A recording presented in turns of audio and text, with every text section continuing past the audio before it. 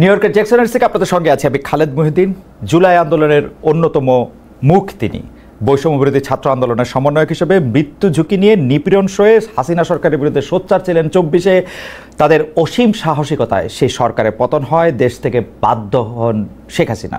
মাতৃভূমি অথবা মৃত্যুর মুখোমুখি দাঁড়িয়ে সফল আসিফ মোহাম্মদ সজীব ভূঁইয়া এখন অন্তর্বর্তী সরকারের একজন উপদেষ্টা হিসেবে গুরুত্বপূর্ণ কিছু মন্ত্রণালয় সামাল দিচ্ছেন। এখনও সোচ্চার, রাষ্ট্র সংস্কারের পক্ষে উচ্চকণ্ঠ আছেন জুলাই শহীদ ও জুলাই যোদ্ধাদের অধিকার আদায়ে। নানা বিষয়ে তিনি আলোচনায় থাকছেন, বিতর্ক থাকছে তাকে নিয়ে, তিনি তার জবাবও দিচ্ছেন। অনেক সময় নতুন করে আলোচনায় আসছেন, সবসময়, অনেক সময় না, নতুন করে আলোচনায় থাকছেন সবসময়। জনাব আসিফ মোহাম্মদ সজীব ভূঁইয়া আমাদের যুব ক্রীড়া মন্ত্রণালয়ের পাশাপাশি যিনি স্থানীয় সরকার, পল্লী উন্নয়ন, সমবায় মন্ত্রণালয় সামলাচ্ছেন, সেই উপদেষ্টা জনাব আসিফ মোহাম্মদ সজীব ভাই আজকে আমাদের অনুষ্ঠানের সঙ্গে আছেন। আর জনাব আসিফ মোহাম্মদ সজীব ভাই, আপনাকে আমাদের অনুষ্ঠানের পক্ষ থেকে, সবার পক্ষ থেকে স্বাগত জানাই। আপনি আমাদের সাথে যুক্ত হয়েছেন, সেজন্য আমাদের শুভেচ্ছা ও কৃতজ্ঞতা জানবেন। ধন্যবাদ। জনাব ভূঁইয়া, আমি যেহেতু আপনি এই জুলাই আন্দোলন থেকে শুরু করে, মানে এক বছর আগে যে আন্দোলনটা একটা পরিণতি পেয়েছে, সেটা থেকে শুরু করে সরকারে থাকার কারণে আপনি অনেক বিষয়ে কালের সাক্ষী, সেজন্য আপনাকে একটু শুরু থেকেই একটু শুরু করতে চাই। জনাব আসিফ মোহাম্মদ সজীব ভাই, আপনি কি করে উপদেষ্টা হলেন? মানে আমি প্রশ্নটা এরকম করে করি, আপনার নাম উপদেষ্টা হিসাবে কে প্রস্তাব করলো, বা কিভাবে আপনি উপদেষ্টা পরিষদে গেলেন? 5 আগস্টের পর যখন সরকার গঠন প্রক্রিয়া চলছিল, 5 থেকে 8 আগস্ট এই সময়টাতে, 5 আগস্টে আমরা সবাই একটা জায়গায় তো একমত ছিলাম যে প্রধান উপদেষ্টা হবেন ডক্টর মোহাম্মদ ইউনূস, কিন্তু বাকিদের বিষয়টা ঠিক ছিল না। তবে আমাদের কিংবা তখনকার যারা সমন্বয়ক, সবার একটা এক্সপেরিয়েন্স হচ্ছে, দেখা গেছে আমাদের 69-এর গণঅভ্যুত্থানে ছাত্রদের অবদান আছে, 90-এর গণঅভ্যুত্থানে ছাত্রদের গুরুত্বপূর্ণ অবদান আছে, তারা জীবন দিয়েছে। কিন্তু পরবর্তীতে দেশ গঠন প্রক্রিয়ায় বা সেটাতে ছাত্রদের অংশীদারিত্ব না থাকার কারণে দেখা গেছে যে ছাত্রদের ভাগ্যের আসলে কোনো পরিবর্তন হয় নাই।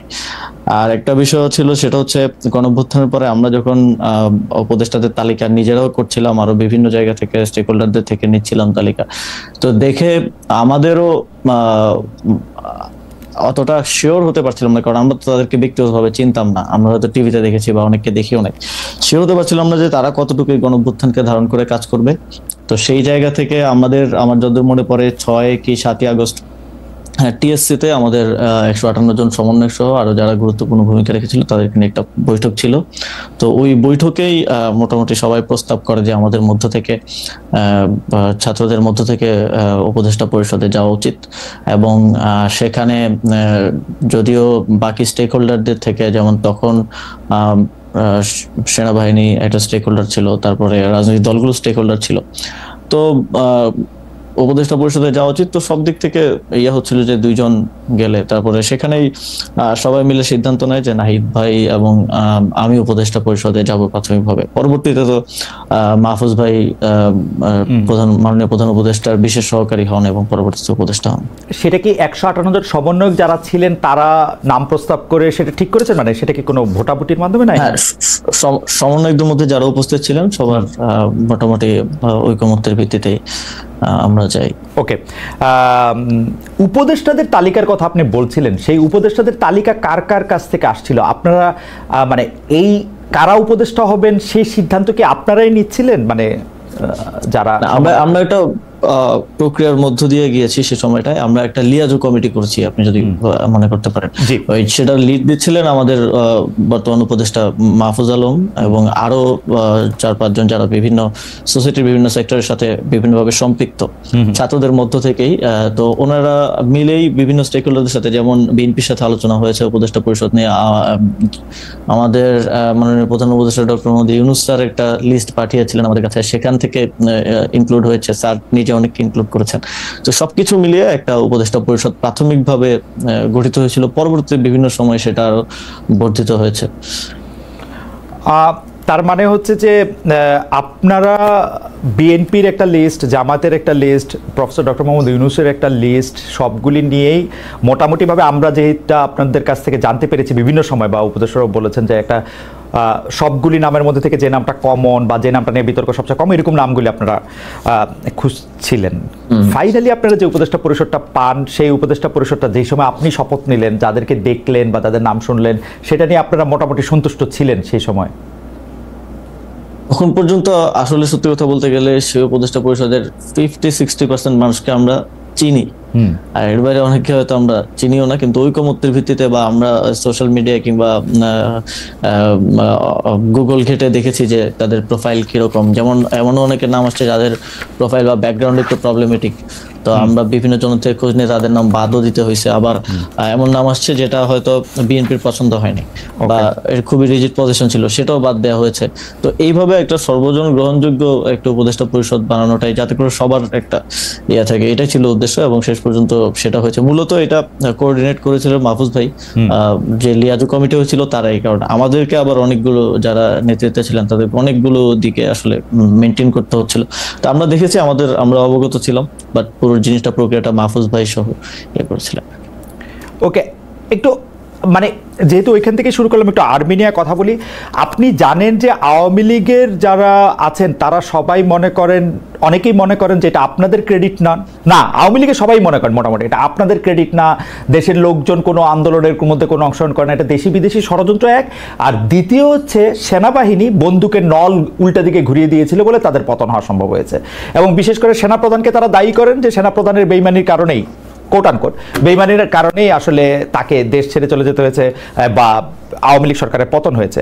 কিন্তু সেই সেনা প্রধানের ব্যাপারে আপনার বক্তব্য, যেমন আপনি বলেছিলেন যে বুকে পাথর জমা রেখে তিনি ডক্টর মোহাম্মদ ইউনূসকে আসতে বলেছিলেন, বা সেনাপ্রধান ওয়াকার সাহেবকে সরানোর ক্ষেত্রে আপনাদের সাবেক সহযোদ্ধা বর্তমানে এনসিপির নেতা জনাব হাসনাত আবদুল্লাহর কিছু কথা, সেই সবগুলি বিষয় আপনার সাথে সেনাবাহিনীর সম্পর্ক বা সরকারের সাথে সেনাবাহিনীর সম্পর্ক খারাপ করেছে কিনা, বা সরকারের সাথে সেনাবাহিনীর সম্পর্ক আলাদা কোনো কিছু কিনা, নাকি সেনাবাহিনী একটা ডিসিপ্লিন, মানে এটা একটু আপনার কাছে একটু জানতে চাই।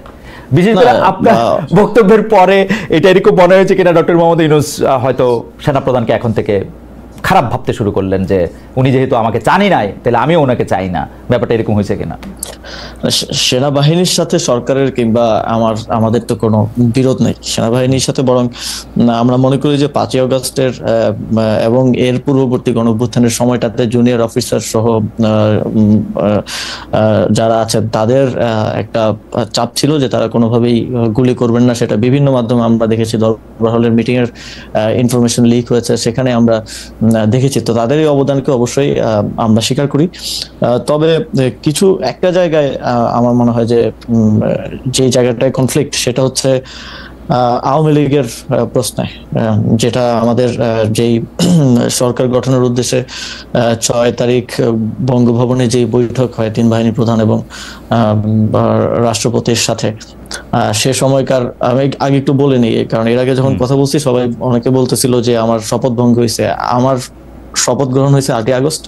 8ই আগস্টের পূর্বের যে কোনো সময়কার বক্তব্য আমার শপথের মধ্যে ইনক্লুডেড হবে না। 8ই আগস্টের পরবর্তী যদি কোনো আমি রাষ্ট্রীয় গোপন তথ্য পাবলিক করি, তার সেক্ষেত্রে আমার শপথ ভঙ্গ হতে পারে। তো গোপনীয়তা শপথ ভঙ্গ হওয়ার বিষয়টা অনেকে বলেছে। তো সেই মিটিংটা ছিল 6 আগস্ট, সরকার গঠন প্রক্রিয়া আমরা যখন ইয়াতে আলোচনা করি। তো সেখানেই এটা আমি আমার আগের বক্তব্য বলেছি যে সেখানে এই কথাটা এসেছিল যে সেনাপ্রধান বলেছিলেন যে দেশের 30-40% মানুষ তো আওয়ামী লীগকে সাপোর্ট করে, তো যে অন্তর্বর্তীকালীন সরকার আসবে সেটার তো সবার কাছে গ্রহণযোগ্য হইতে হবে। তো আওয়ামী লীগের সেই 30-40% মানুষ তো ডক্টর মোহাম্মদ ইউনূসকে হেট করেন। তো এইটা নিয়ে আমাদের 3-4 ঘন্টার মতো প্রায় এই টপিক সহ আরো প্রাসঙ্গিক অন্যান্য টপিক ছিল, বাট এটাই ছিল মূল টপিক। 4 ঘন্টার মতো সম্ভবত বৈঠক হয়েছিল। সেখানে আমরা 4 জন ছিলাম। বাইরে ছিলেন তখন আসিফ নজরুল স্যার ছিলেন, তানজিমউদ্দিন স্যার ছিলেন ঢাকা বিশ্ববিদ্যালয়ের, আরো সমন্বয়করা ছিলেন। ভেতরে আমরা 4 জন ছিলাম, আমি, নাসিরউদ্দিন পাটোয়ারি ভাই, মাহফুজ আলম ভাই আর নাহিদ ইসলাম। তো তখন মূল আলোচনার বিষয়বস্তু ছিল এটাই। এবং আমি তো আমার আগের সাক্ষাৎকারে বলেছি যে, এবং আমি এটা নিজের থেকে বানিয়ে বলি নাই যে বুকে পাথর চাপা দিয়ে মেনে নিলাম, এটা আমি ওনার বক্তব্যকে কোট করেছি। সো এবং এই বিষয়ে আমার জানা মতে কোনো রিবাটাল বা এরকম কিছু তো আসে নাই। তো সেই জায়গা থেকে আমার জায়গা থেকে আমার মনে হয়েছে যে আওয়ামী লীগের প্রতি সিম্প্যাথি থাকাটা এবং আওয়ামী লীগকে ফিরে আনার কিংবা নানা, যেমন এখন একটা কথা শুনতে পাওয়া যায় যে জাতীয় পার্টিকে প্রধান বিরোধী দল করার জন্য একটা তোড়জোড় চলতেছে। এই যে মেকানিজম করে যে মানুষের ম্যান্ডেট কে ইয়ে করা, ম্যানিপুলেট করার একটা প্রক্রিয়া। এবং এই যে আমি যতদূর জানি যে যারা ডামি এমপি ছিল, তারপর আওয়ামী লীগের যারা সাপোজ যাদের ইমেজ অতটা খারাপ না, তাদেরকে জাতীয় পার্টি থেকে ইলেকশন করানোর একটা পরিকল্পনা চলছে। এই ধরনের উদ্যোগ বা এই ধরনের বিষয়গুলোর কারণেই কিন্তু আমি ব্যক্তিগতভাবে এবং সরকারেরও বিভিন্ন অংশ এই বিষয়টা নিয়ে হয়তো স্কেপটিক্যাল থাকতে পারে। এবং সেটা কতটুকু আসলে যেটা বলছেন যে স্যারের সাথে সম্পর্ক খারাপ, এটা আমি কখনো দেখি নাই। স্যার সবসময় সবাইকে ওন করে সবাইকে সাথে নিয়ে আসলে কাজ করতে চান। এবং মূলত 5ই আগস্টের পরে এত বড় একটা অভ্যুত্থান বিপ্লবের পরে বাংলাদেশে যে পরিস্থিতি খারাপের দিকে যায় নাই, দেশটা যে একটা গৃহযুদ্ধের দিকে যায় নাই, বরং আস্তে আস্তে আরো স্টেবিলিটির দিকে আসছে, এটা মূলত স্যারের এই সবাইকে অ্যাকোমোডেট করে কাজ করার মানসিকতার কারণেই সম্ভব হয়েছে। আমি এই জায়গাটায় যদি আপনাকে একটু বলি, যে কারণ এগুলি খুবই গুরুত্বপূর্ণ প্রসঙ্গটা হচ্ছে এরকম যে ধরেন আপনি বলছিলেন যে মেকানিজম করে কোনো কিছুর একটা ম্যান্ডেট আদায় করা, যেমন আপনি এখন জাতীয় পার্টির কথা বললেন যে জাতীয় পার্টিকে প্রধান বিরোধী দল বানানোর একটা মেকানিজমের কথা শোনা যাচ্ছে। আমরা কিন্তু বিভিন্নভাবে শুনতে পাচ্ছি যে সরকারের ভিতরে আরেকটা সরকার আছে। আমরা এরকমও শুনতে পাচ্ছি যে গোয়েন্দা সংস্থাগুলি যারা শেখ হাসিনার সময়ে অ্যাক্টিভ ছিলেন তারা এখনও অ্যাক্টিভ আছেন, বিশেষ করে ডিজিএফআইয়ের কথা বলা হয়। কিন্তু আমরা তো দেখি ডিজিএফআই তো সরকার প্রধানকে রিপোর্ট করে, সেনা প্রধানকে না। মানে ডক্টর মোহাম্মদ ইউনূসের আন্ডারে ডিজিএফআই। তাহলে এই ব্যাপারটা আসলে কেমন? মানে যদি কেউ মেকানিজমটা করে থাকেন, এটা কি আপনারা সরকার থেকে করতেছেন নাকি সামরিক বাহিনী বা অন্য কোনো একটা সরকার যাদের আমরা চিনি না তারা করতেছেন? আপনি কি এইটা একটু অন পেপার তো অনেক কিছুই থাকে, কিন্তু বাস্তব প্রয়োগের ক্ষেত্রে সেটার বাস্তবায়ন বা সেটার প্রক্রিয়াটা অনেক সময় অনেক ভিন্ন রকম হয়ে যায়। আসলে 5ই আগস্টের পরে এখানে শেখ হাসিনা থাকা অবস্থায় যেমন ক্ষমতার কেন্দ্র ছিল শেখ হাসিনা এবং আওয়ামী লীগ রাজনৈতিক দল হিসেবে, 5ই আগস্টের পরে তো ক্ষমতার কেন্দ্রগুলো অনেক দিকে ভাগ হয়ে গেছে। এখন তো সরকার একমাত্র ক্ষমতার কেন্দ্র না, যেটার আমি মনে করি যে এই ঘটনা প্রবাহে অনেকের অনেক ভুল ছিল। এবং সেই ভুলগুলোর জন্যই দেখা গেছে যে এই ক্ষমতার এই কেন্দ্র বিভাজিত হয়েছে। রাজনৈতিক দলগুলো একটা এখন ক্ষমতার কেন্দ্রে আছে, কারণ হচ্ছে সরকারের যে কোনো পলিসি ডিসিশন, বিগ ডিসিশন রাজনৈতিক দলগুলোকে ছাড়া নেওয়া যাচ্ছে না, তাদের সাথে বোঝাপড়ার ভিত্তিতে, ঐক্যমত্যের ভিত্তিতে নিতে হচ্ছে। এখানে মিলিটারি একটা ক্ষমতার কেন্দ্র হয়ে উঠেছে 5ই আগস্টের পরে, যেটা 5ই আগস্টে আমাদের রাজনৈতিক দলগুলো সেই ম্যান্ডেটটা ক্যান্টনমেন্টে গিয়ে দিয়েছেন বলে আমি মনে করি। এবং এই কমপ্লেক্স সিচুয়েশনের কারণে যে এই যে অন পেপার যেরকম আছে যে ডিজিএফআই প্রধান উপদেষ্টাকে রিপোর্ট করবে কিংবা যেটা যেভাবে চলা উচিত অন পেপার সেটা সেভাবে তার আসলে চলছে না। তো এই সবকিছু মিলে সরকারের ভিতরে, একটা সরকার না, সরকারের ভিতরে এটা সব সরকারের ভিতরেই থাকে, নানা ধরনের মানুষ থাকে। একটা পলিটিক্যাল গভর্নমেন্ট আসলেও তো আমরা বলি যে এখানে ভারতপন্থীরা আছে, এখানে পাকিস্তানপন্থীরা আছে, এখানে অমুক হচ্ছে আমেরিকাপন্থী। তো এই সরকারটা তো আসলে কোনো ইউনিফাইড জিনিস না, এটা তো এক জায়গা থেকে আসে নাই। এই সরকারের যদি 20 জন লোক থেকে 20 জন লোক 20টা জায়গা থেকে আসছে, তো সেই জায়গা থেকে ওই ক্ষমতার কেন্দ্রটা আসলে এক জায়গায় নাই, সেটা বিভিন্ন ইয়া থেকে মোবিলাইজ হয়। তো অন পেপার যেটা যেভাবে আছে সেটা সেভাবে চলা একটু মুশকিল এই সময়ে। আমার মনে হয় যে আপনি অনেকগুলি গুরুত্বপূর্ণ বিষয়ে আসলে যতটুকু আপনার পক্ষে বলা সম্ভব একটি সাংবিধানিক পদের থেকে সেরকমই আপনি বলছেন, কিন্তু আমাদের জন্য যদি একটু আপনি পরিষ্কার করতেন, যেমন রাজনৈতিক দলগুলোকে এখন আপনি ক্ষমতার কেন্দ্র বলতেছেন, সরকার অনেকগুলি সিদ্ধান্ত আসলে রাজনৈতিক দলগুলোর বাইরে নিতে পারছে না, সেনাবাহিনীকেও আপনি একটা ক্ষমতার কেন্দ্র বলছেন। আমরা কি এরকম বলতে পারি, যেরকম আমরা আসলে মানে আমার কানে যেরকম করে কথা আসে সেটা হচ্ছে যে এখন বাংলাদেশ সরকারের অর্থাৎ আপনাদের সকল সিদ্ধান্ত নিয়ন্ত্রণ করছে বিএনপি? আমরা কি এরকমভাবে বলতে পারি যে আসলে জেনারেল ওয়াকারের পদপদবীর দিক দিয়ে তিনি আপনাদের সরকারকে রিপোর্ট করার কথা থাকলেও কাগজে কলমে অনেক ক্ষেত্রে তিনি একটি পক্ষ হয়েছেন? আপনি কি এরকমটাই বলছেন? বা আপনি যদি এই ব্যাপারটা আরেকটু ব্যাখ্যা করতেন যে রাজনৈতিক দল বলতে কি শুধু আপনি বিএনপিকে বোঝাচ্ছেন নাকি জামাত বা এনসিপিকেও বোঝাচ্ছেন? ক্ষমতার কেন্দ্র সামরিকায়ন বলতে কি আপনি জেনারেল ওয়াকারকে বোঝাচ্ছেন নাকি জেনারেল ওয়াকারেরও আয়ত্তের বাইরে এরকম কোনো কিছুর কথা আপনি বলছেন, কোনো বাইরের রাষ্ট্রের? না, আমি আমি আমি এখানকার মানে ক্ষমতার কেন্দ্র বলতে নির্দিষ্ট রাজনৈতিক দল না বলে আমি এখানে পলিটিক্যাল এস্টাবলিশমেন্ট যেটা আছে এস্টাবলিশমেন্ট আকারে এখানে বলি। যেমন মনে করেন যে যদি উদাহরণ দেই যে স্থানীয় সরকার নির্বাচন, আমি তো স্থানীয় সরকার মন্ত্রণালয়ের দায়িত্বে। স্থানীয় সরকার নির্বাচনের সিদ্ধান্ত তো আমি নিতে পারি নাই, আমি না শুধু আমার সরকারও নিতে পারে নাই, কারণ এখানে রাজনৈতিক দলগুলোর এখন ঐকমত্য কমিশনে যে আলোচনা হয়েছে সেখানে স্থানীয় সরকার নির্বাচন নিয়ে যে আলোচনা হয়েছে সেখানে আমার জানা মতে বিএনপি এবং তাদের কয়েকটা সহযোগী দল ছাড়া বাকি সবাই স্থানীয় সরকার নির্বাচনের বিষয়ে একমত ছিল। এবং আমিও চেষ্টা করেছি যে অন্ততপক্ষে, কারণ দিন শেষে নাগরিক সেবা থেকে শুরু করে উন্নয়ন কার্যক্রম যে ব্যাহত হচ্ছে এবং মানুষ যে প্রতিনিয়ত তার একটা আইডি কার্ড বানাইতে গেলে বা একটা জন্ম নিবন্ধন, মৃত্যু নিবন্ধন, ওয়ারিশ সনদ, এই প্রত্যেকটা কাজ তো লোকাল গভর্নমেন্টে থেকে হয়, এগুলোতে যে ব্যাহত হচ্ছে এটার দায়টা তো আমার উপরে আসে যেহেতু আমি দায়িত্বে আছি। তো কিন্তু যখন সিদ্ধান্ত গ্রহণ প্রক্রিয়া এটা চলে যায় তখন তো এটা বিভিন্ন এই যে ক্ষমতার যে কেন্দ্রগুলোর কথা আমি বললাম সেখানে তো গিয়ে হচ্ছে আটকে যাচ্ছে।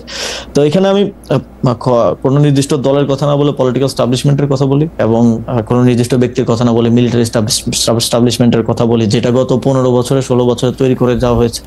এবং আমি মনে করি যে শুধু এই সরকার না, এই সরকার তো অপেক্ষাকৃত একটা দুর্বল সরকার হিসেবে পরিচিত, এই সরকার না যে পরবর্তী পলিটিক্যাল গভর্নমেন্ট আসলো তাদের এই যে আওয়ামী যে এস্টাবলিশমেন্ট বিভিন্ন জায়গায় রয়ে গেছে এইটার জন্য ভুগতে হবে, একটা দীর্ঘ সময় তাদেরকেও ভুগতে হবে এবং এইটা সেটেল করাটা খুবই টাফ জব হবে পরবর্তী যে কোনো সরকারের জন্য।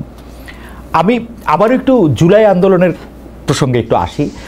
আপনি জুলাই আন্দোলন নিয়ে আপনি বই লিখেছেন, কলাম লিখেছেন পত্রপত্রিকায়, কিন্তু আমরা যেটি দেখতে পাচ্ছি যে এই আন্দোলনে কার কৃতিত্ব কত বেশি সেটি নিয়ে এখন মানে কয়েকদিন পর পর নতুন করে এটি আলোচনায় আসছে। সর্বশেষ জনাব নাহিদ ইসলাম, জনাব সাদিক কাইম, মানে তিনি সমন্বয়কে ছিলেন না বা এই জাতীয় কথায় দেখা গেছে যে শিবিরের সাথেও আসলে ছাত্রদের যে দল, রাজনৈতিক দল তারা যেটি গ্রহণ করেছেন যে এনসিপির একটি দূরত্ব সৃষ্টি হয়েছে, এনসিপির দূরত্ব বিএনপির সঙ্গেও সৃষ্টি হয়েছে, এনসিপির দূরত্ব নানা কারণে জামাতের সঙ্গেও সৃষ্টি হয়েছে, এইসব মিলে এইটাকে আপনি আসলে কিভাবে দেখেন? মানে জুলাই আন্দোলনের কৃতিত্ব নিয়ে বা বাটোয়ারা নিয়ে যে এই ব্যাপারটাকে আসলে আপনি কিভাবে দেখেন? অনেক সময় সরকারেও প্রচন্ড সমালোচনা করা হচ্ছে, কোন সময় কিংস পার্টি বলে, কোন সময় এটা বলে, সেটাও যদি একটু মাথা রেখে বলেন। জি না, সবার তো হচ্ছে মানে দৃষ্টিভঙ্গি এবং লেন্স তো একরকম না। মনে করেন আমি যখন জুলাই গণ অভ্যুত্থান সংঘটিত হয় সবচেয়ে গুরুত্বপূর্ণ 10টা দিন আমি ডিটেনশনে ছিলাম। তো ওই সময়ের স্টোরিটা আমিও আরেকজন থেকে আমার শুনতে হয়েছে বা পত্রপত্রিকায় বিভিন্ন জায়গায় আমার দেখতে হয়েছে। প্রথমত 19 জুলাই থেকে 24 জুলাই এবং পরবর্তীতে আবার 24 জুলাই পরে 2 দিন বেড়েছিলাম, 26 জুলাই থেকে আবার 1 আগস্ট পর্যন্ত ডিটেনশনে থাকা লাগছে। তো আমি আসলে যেভাবে দেখছি বা আমি যেভাবে সিদ্ধান্ত নিছি, সাদিক কায়েম বলেন বা নাহিদ ইসলাম বলেন বা আরো যারা আছে, আরো যেমন ছাত্রদের রাকিব ভাই আছে, তাদের দেখার দৃষ্টিভঙ্গিটা তো এক না। মনে করেন একটা সিদ্ধান্ত, গুরুত্বপূর্ণ সিদ্ধান্ত নেওয়ার ক্ষেত্রে আমরা যারা স্টেক হোল্ডার আছে যাদের সাথে যোগাযোগ তখন হচ্ছিল, অন্তত 5-6 জনের সাথে যোগাযোগ করতাম। তো এখন মনে করেন আমি ছাত্রদের রাকিব ভাইয়ের সাথেও যোগাযোগ করলাম, কথা বললাম যে ভাই কালকে আমি এই প্রোগ্রামটা দিতে চাচ্ছি, আমরা কালকে অসহযোগ আন্দোলনের ডাক দিতে চাচ্ছি। সাদিক ভাইয়ের সাথেও কথা বললাম যে অসহযোগ আন্দোলনের ডাক দিতে হবে। আবার এই যোগাযোগটা কিন্তু যে আমার সাথে হচ্ছে তা না, আমার সাথেও কখনো হচ্ছে না, কখনো মাহফুজ ভাইয়ের সাথে হচ্ছে, কখনো নাহিদ ভাইয়ের সাথে হচ্ছে, বিভিন্ন স্তরে হচ্ছে। তো তখন সাদিক ভাই আমাকে একটা পরামর্শ দিল, রাকিব ভাই আমাকে একটা পরামর্শ দিল, আরো 4-5 জন আমাকে আরো তাদের মতো করে পরামর্শ দিল। এখন সাদিক ভাই যদি মনে করে যে আমি পরামর্শ দিছি বলেই এটা হয়েছে, এবং উনি বা ওনার দল যদি এটাই বলে সব জায়গায়, তো এইটা তো হচ্ছে মনে করেন যে যাদের সোশ্যাল মিডিয়া বা মিডিয়ায় ওরকম স্টাবলিশমেন্ট আছে, যাদের ওই সক্ষমতা আছে, ওই লোকবল আছে, তারা তো তাদের ন্যারেটিভটা স্টাবলিশ করার চেষ্টা করে। আবার রাকিব ভাই একটা ন্যারেটিভ দিবেন, রাকিব ভাই বলবে না আমি দিছিলাম পরামর্শটা এই জন্য এটা হয়েছে। তো এই যে লেন্সটা তো এক এক দিক থেকে একরকম। অনেকে আছে, আরো অনেকে আছে যাদের সাথে আমাদের যোগাযোগ, তারা এটা বলেও না যে এই পরামর্শটা আমি দিছিলাম ওইটা। তো এই যে এখানে কানেক্টিং পয়েন্টটা সেন্ট্রালে আমরা ছিলাম। তো এই যে লেন্সটা ভিন্ন ভিন্ন এবং সবার অভিজ্ঞতাটা তো ভিন্ন ভিন্ন, তো সবাই তার অভিজ্ঞতাটাকে এস্টাবলিশ করার যে একটা প্রতিযোগিতা, এটার মধ্যেই নানা ডিস্টরশন, কেউ একটু বাড়িয়ে বলা কমিয়ে বলা, এইসব নিয়েই হচ্ছে এই বিতর্কটা আর কি। আমি আপনাকে একটা তথ্য হিসেবে একটা জিনিস জানাই রাখি, সরকারের মানে সরকারের ভিতরকার অঙ্গগুলি আসলে এইভাবেই কাজ করে। মানে আমি আপনাকে দায়িত্ব নিয়ে বলতে পারি, সরকারের অনেক মানে বিগত সরকারের অনেক মন্ত্রীর বিরুদ্ধে যেসব রিপোর্ট হয়েছে তার অনেকগুলি আবার গোয়েন্দা সংস্থাও দিয়েছে। আবার এইটা কিন্তু সব সরকারের সময় করা হয়। যেমন ধরেন নাইকো দুর্নীতির সঙ্গে বিএনপির জ্বালানি প্রতিমন্ত্রী যে সম্পৃক্ত ছিলেন সেটা গোয়েন্দা সংস্থার সরবরাহ করার রিপোর্ট। এরকম নানাভাবে এটা একটার মধ্যে থেকে একটা এরকম হইতে থাকে। এটা চেক এন্ড ব্যালেন্সের জন্য সরকার প্রধান হিসেবে করে, কিন্তু সেটা নিয়ন্ত্রণ জাতীয় স্বার্থে না, জাতীয় স্বার্থের বিষয় হলে কোনো সমস্যা নেই। আমি মনে করেন কোথাও জাতীয় স্বার্থে ভঙ্গ করার জন্য কোনো বিদেশি কারোর সাথে মিটিং করতেছি, গোপন বৈঠক করতেছি, সেটা আপনি ফাঁস করেন, সমস্যা নেই। কিন্তু আপনি আমার একেবারেই ব্যক্তিগত বিষয় যেটাকে আপনি নেগেটিভলি ফ্রেমিং করার জন্য করছেন, এটা তো নীতি বহির্ভূত হয়। অবশ্যই নীতি বহির্ভূত হয়। এবং আপনি সন্দেহ করছেন যে সরকারের ভিতরের যে অংশটুকু মানে মানে হ্যারি পটারের ভাষায় বলতে হয়, যাদের নাম আমরা নিতে পারতেছি না প্রমাণের অভাবে, সেরকম কাউরেই আপনি সন্দেহ করতেছে, মানে ধরেন সামরিক গোয়েন্দা বাহিনী বা ওরকম কোনো কিছু, নাকি আপনাকে ফ্রেমিং? অনেকেই আছে আসলে 5ই আগস্টের পরে, আপনি একটু আগেও যেটা বললেন যে অনেকেই স্বার্থের জন্য যারা জুলাই গণঅভ্যুত্থানে আমাদের সাথে ছিল তারও হয়তো আমাদের বা আমার সাথে নাই। আবার এনসিপির তো মনে করেন যে আমাদের অন্যান্য সহযোদ্ধারা যে রাজনৈতিক দলে আছে তাদের তো ওনারা তো ইউনাইটেড আছেন এক জায়গায়, তো কেউ একজন বিপদে পড়লে বাকিরা হয়তো বাঁচাতে পারেন। তো আমরা তো সরকারে যারা আছি তারা তো ওই দেখা যায় যে যারা সাবেক সহযোদ্ধা তারাও আমাদেরকে বক্তব্যে গালিগালাজ করছেন যে সরকার এই কাজটা করতে পারতেছে না, ওইটা করতে পারতেছে না। পরিষ্কার আমরা তো এক ধরনের একা, আমাদের তো কোনো বন্ধু নেই। পরিষ্কার। আমি এই জিনিসটা খেয়াল করলাম, জনাব মাহফুজ আলম কয়েকদিন আগে একটা স্ট্যাটাস দিয়েছিলেন, ফেসবুক স্ট্যাটাস, সেখানেও তিনি প্রায় একই ধরনের কথা বলছিলেন যে আসলে মানে নতুন রাজনৈতিক দলকে তিনি ইঙ্গিত করেছিলেন, এই নানা ধরনের দুর্নীতির প্রসঙ্গ তিনি ইঙ্গিত করেছিলেন। আপনারা কি সত্যি মানে এরকম সরকারের মধ্যে থেকে যদি এরকম ভালনারেবল থাকেন, তাহলে তো আপনাদের আসলে মানে আমরা যারা আপনাদেরকে সমর্থন দিয়েছিলাম তাদের কি কিছু করার আছে এই ব্যাপারে? মানে এটা কি হতে পারে সেটা আমার একটা জানার ইচ্ছা, যদি আপনাদেরকে আসলেই ফ্রেম করা হয়, আসলেই যদি আপনারা এটার মধ্যে থাকেন। আমি অবশ্য মানে আপনাদের বিরুদ্ধে অভিযোগগুলিও আমি একটু বলতে চাই। আপনি কি মনে করেন যে মানে আমাদের, আপনি 1-2 লাইনে বলবেন যে এখানে আমরা আসলে কি করতে পারি? যেমন ধরেন সরকারের কোনো একটি গোয়েন্দা সূত্র যদি বরাদ দিয়ে এটি জানায়, যাদেরকে আমরা হুইসেল ব্লোয়ার বলি, আপনার বিরুদ্ধেও কোনো খবর যখন করে বা তথ্য যখন দেয়, তখন আমি এটা ছাপবই, কিন্তু বা প্রকাশ করতেই চাইবো। কিন্তু আপনি যদি মনে করেন যে এটা ফ্রেমিং করা হচ্ছে, সেখানে সাংবাদিক হিসেবে আমার আসলে করারটা কি আসলে? মানে আমরা না, আপনার যদি মনে হয় যে এই তথ্যটা সঠিক, আপনি অবশ্যই আপনার ইনভেস্টিগেশনও করবেন, আপনি অবশ্যই এটা ভেরিফাই করবেন, তাহলে আপনি অবশ্যই ছাড়বেন। এবং সেটা যদি আপনার জার্নালিজমের নর্মসের মধ্যে পড়ে যে ঠিক আছে এটা জাতীয় স্বার্থের বিষয় বা এর কোনো দুর্নীতির প্রমাণ, তাহলে তো অবশ্যই ছাড়বেন। কিন্তু যেটা একেবারেই ব্যক্তিগত বিষয়গুলোকে নিয়ে যেভাবে ফ্রেমিং করা হয়, কিংবা এই যে রেফারেন্সলেস ভাবে নিউজ করা, এবং এই যে হাওয়া থেকে বিভিন্ন ইনফরমেশন আসলে ছড়ানো,